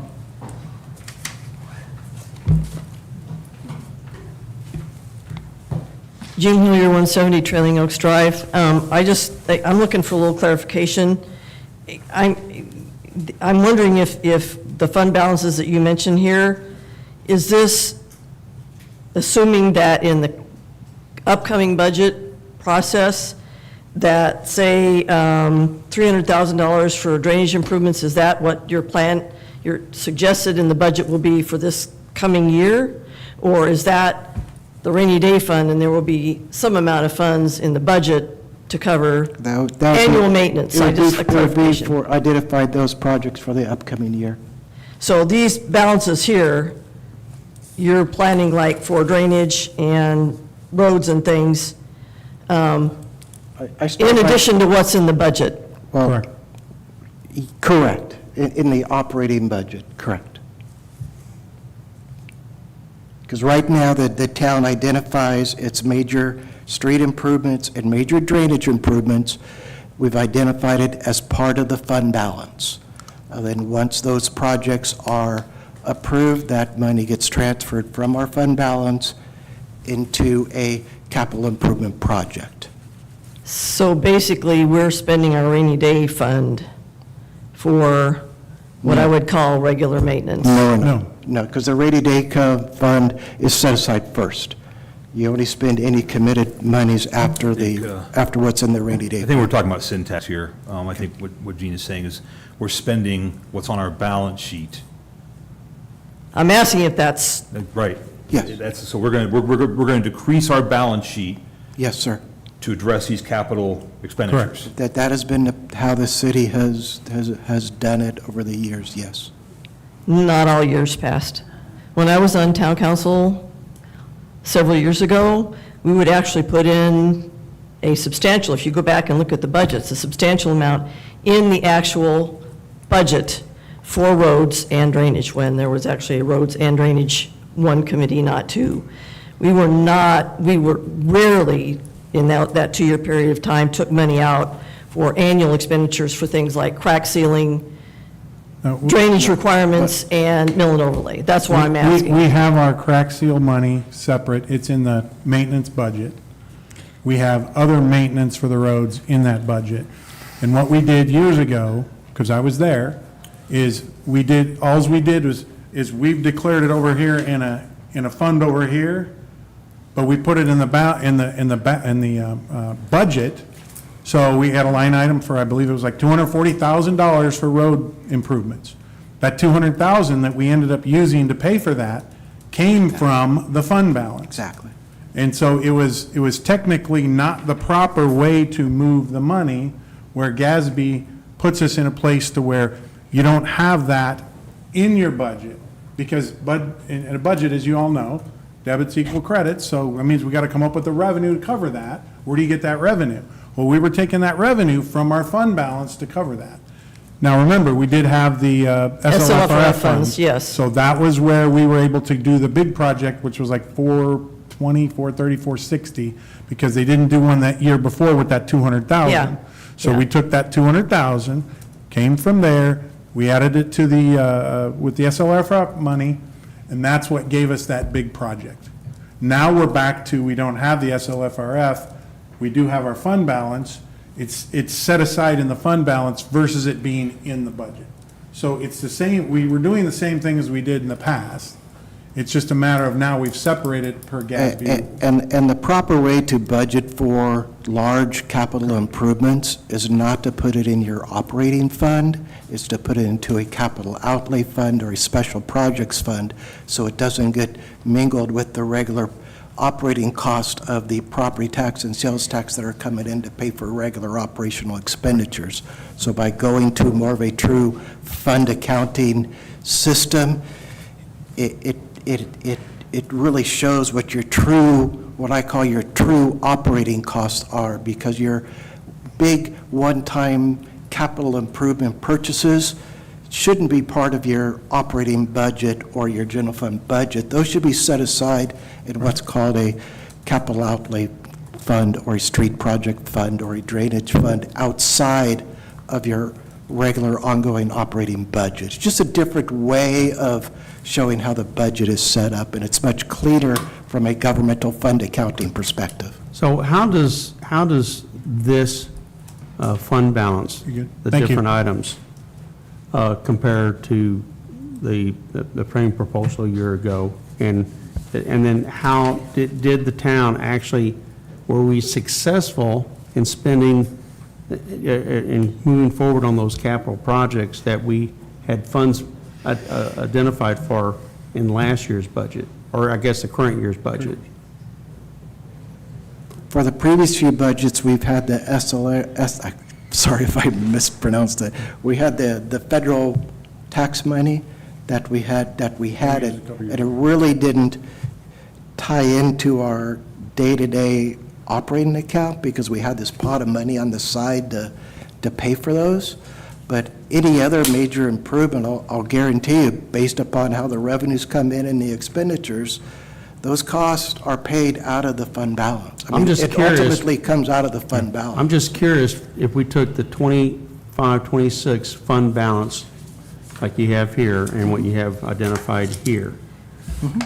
How well did we track our proposed capital expenditures with actual projects where the money was expended? That's what we're doing right now with the bids that we have out for the roads. Well, I'm talking, okay, so have we spent any money on the fund balance as of? But this fiscal year, no, we Yes. have not. Okay. So we're going to, if we want to utilize that fund balance from the 25, 26, we got to do it in the next 3 months. Yes, and that's what I mentioned. We'll be going out to bid with the various road projects. I will be identifying when we do take it to council for approval that monies will be coming from the committed fund balance for street improvements out of the, and that money will be transferred out of the fund balance into a capital improvement fund so we could track those budgets separately and distinctly, so it's not included in the operating budget. Do you have any sense at all for how long it will take us to rebuild our balance sheet based on the amount we're going to spend here this year? To rebuild it up to what, so? Where it is now. We will, it's going to continually to go down because right now as we're fully staffed, I'm not anticipating any general fund savings at the end of the year to help put into the fund balance. Your fund balance goes up when you have savings within each individual funds. Roger that. In the past, we have had savings, especially in the police department, when we had the vacancies of 2 or 3 officers. Right. That helped us build up our fund balance over time. Okay. But now that we're fully staffed, I'm not anticipating our fund balance growing at all, quite honestly. If anything, it's going to be going down. So Chris, I had a question about that also. So in our last budget, we also put the replacement of a police vehicle into that budget, the 83.9, I think, or something like that. Yeah, 83.9. Yes. Did we expend that, or are we planning on expending that this year? or No, will that roll last into our fund year's balance? council set up what's called an equipment replacement fund. Okay, so that Where we transfer a certain amount each month into a fund, so when a police vehicle is set to be purchased, based upon the replacement schedule, the money is sitting there. We don't have to go find it or go raid the fund balance or anything. So we've set up an equipment replacement schedule for our 3 patrol vehicles. And should so that be it's a in this- good way to do it, and that has nothing to do with the fund balance. It's been taken out of the fund balance. Council, this is going to be a part of our workshop. We just Right. wanted to introduce it tonight. We wanted to get it in your hands so you can start thinking about it. We will figure out what the street improvement is, what the drainage, we're going to do all that when we get into our workshops, okay? But right now, this is the way they're set up for this past year, right? Yes, one of my goals coming in here was to set up our town from an accounting perspective and using a true governmental accounting structure.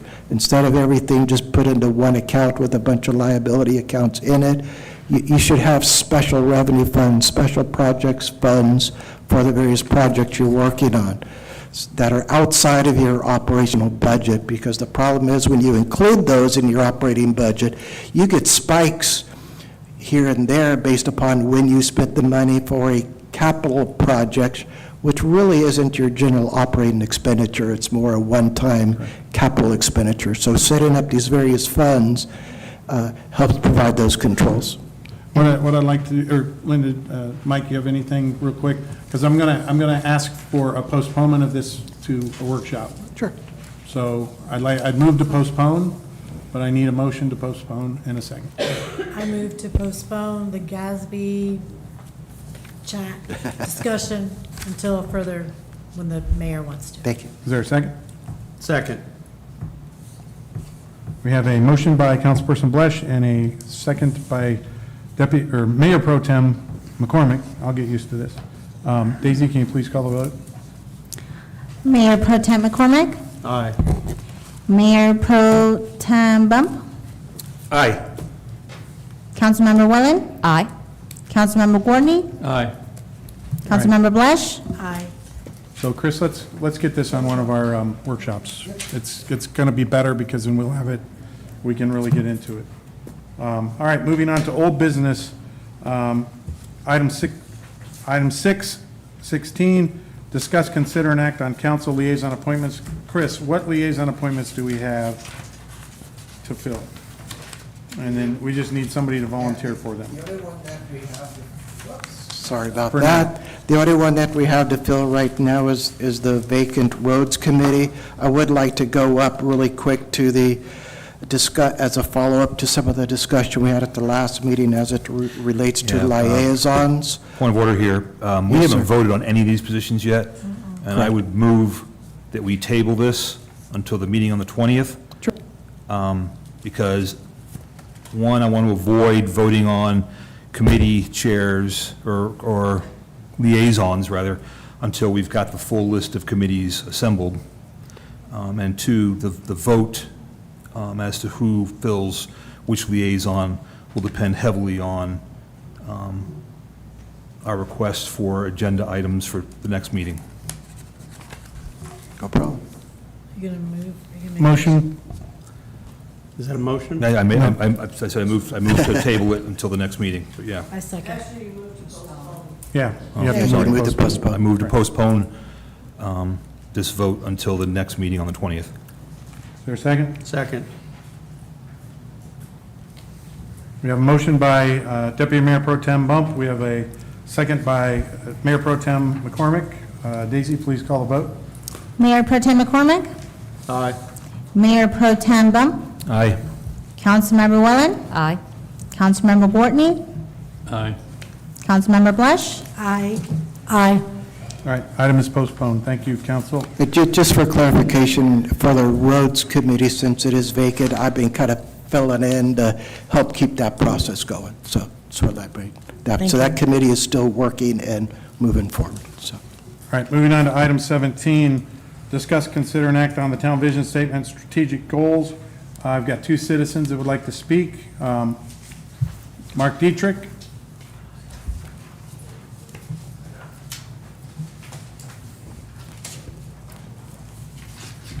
Mark Dietrich, 155 Foxtrot Lane. The vision statement, the very last one in there, I'd request to change some of the wording there. So I'd ask that it be worded similar to this. Encourage cooperation between staff, council, and committees and citizens. I said encourage cooperations between staff, council, committees, and citizens, and treat every resident of the town to treat every resident and town representative with courtesy and respect. What is a town representative? Pardon? What is a town representative? You? You represent the town, don't you? Well, We're town in council. theory, I guess it's a matter of syntax, right? So maybe council member? Whatever the last one is, it kind of flips to the other Okay. page. Do you have that you can share with Chris? Yeah, I got it written on this page here, but, yeah, it's on the other side. So basically, it's, before it was just between staff, I think, no, it was between the town and citizens, and I was asking that they put in here that it adds in their council and committees, so I like that it. you try to respect yourselves. Yeah, I think the fact that we're expanding committees, we definitely need to include the cooperation and respect of the committees and the people who are volunteering to be part of those committees. And this also becomes a legal document, and we can hold you to it. Thank you. Thank you. Val Herrera? This may not be exactly fit in with you, but I definitely want to hear what you had to say, so. Yeah, Val Herrera, I guess I don't have to give you my address again, but can I see what the text is for one of the? Yeah, we'll get it up real quick. Okay. I understand changes have been made since the citizens saw this a month ago, or that's when it was. Are you able to? Well, I can tell you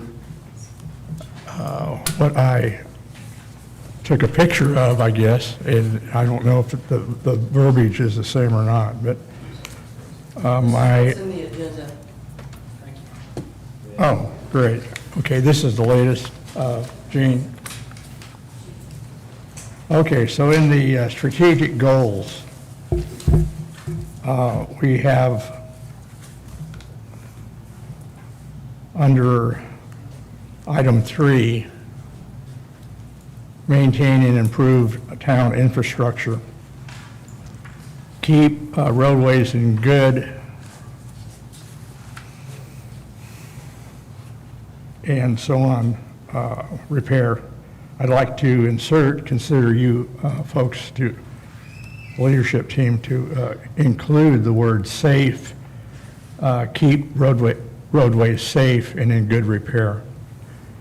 And the reason I thought of that word is that we've got pedestrians and bicycles going up our streets, and I'd like to accent that those roads need to be safe. Yep. For all of those. We're taking the changes. Thank you. So right. Val, can I ask you a question on that? Sure. When we talk about making a road safe for pedestrian, what is your image of that? Well, I guess my image is our shopping center of some form that finally shows up. And we haven't properly considered a traffic impact analysis that addresses bicyclists and pedestrians. And I'd like to see us, before we decide that on any shopping center, that we properly address all the roads that connect to that shopping center that get traffic because of that shopping center. Okay, very good. Thank you, sir. Thank you, Val. Thank you, Val. So it appears as though we have some changes. Yeah, and the only two changes that I added based upon the last meeting's impact is under number 2, I was requested to add a fully staffed police. I believe Councilmember Bump asked for that one, so I put that one in. And then there was some discussion under the guiding principles about transparency versus accountability, so I just went the easy way out and put both of them in there. Okay. I tried to find a word that matched the two of them, but I couldn't, so I said, I'll just throw both of them in there. So, and those were the only two changes that I made based upon the discussion at the last council meeting. But are you all good with implementing the suggestions from the citizens? Yes. Do you have those noted? Yeah, I have them noted. Okay. Yeah. I think that guiding principles, shared purpose, and the vision are kind of like, are they kind of like saying the same thing? Or do we have to? Well, in theory, you would think that our guiding principles would influence our strategic goals, right? Right. Yep. So, good, okay. Yeah, the thought process behind there was based upon the original input that I received from the six of you. There was a lot of input in terms of that really weren't goal-related, but they were more principle-related. So try to incorporate all the thoughts and that you guys put into developing a vision statement and strategic goals that met as many of the concerns as I could. So that's why we developed that bottom guiding principles portion of it. So, In its form with the changes, council, is there a motion to approve this? Sure, I'll make a motion to approve it, once the changes proposed tonight by the citizenry are added. Sure. Is there a second? I second. All right, who was first? I heard two. Either one. I have no idea. We have a motion, discuss, consider, and act on the town vision statement strategic goals. We have a motion by Deputy Mayor Pro Tem Bump and a second by Councilperson Wellen. Just for clarification, are we voting for what was displayed plus the expected revisions that were discussed? Yes. Okay. Yes, and I've got them noted, and I'll make sure it's done. And Chris noted the change. Daisy, can you please call the vote? Mayor Pro Tem McCormick? Aye. Mayor Pro Tem Bump? Aye. Councilmember Wellen? Aye. Councilmember Wardney? Aye. Councilmember Blush? Aye. Also, I would just like to make a quick comment and thank the council for going through this process. I don't know if the town has done this before, and I think it's a very, very important step as we begin the budget process and get a clear vision and goal setting for the years to come. So thank you for what you guys did to help make this possible. Thank you, council. Thank you, citizens. It is now 9:55, and the meeting is adjourned.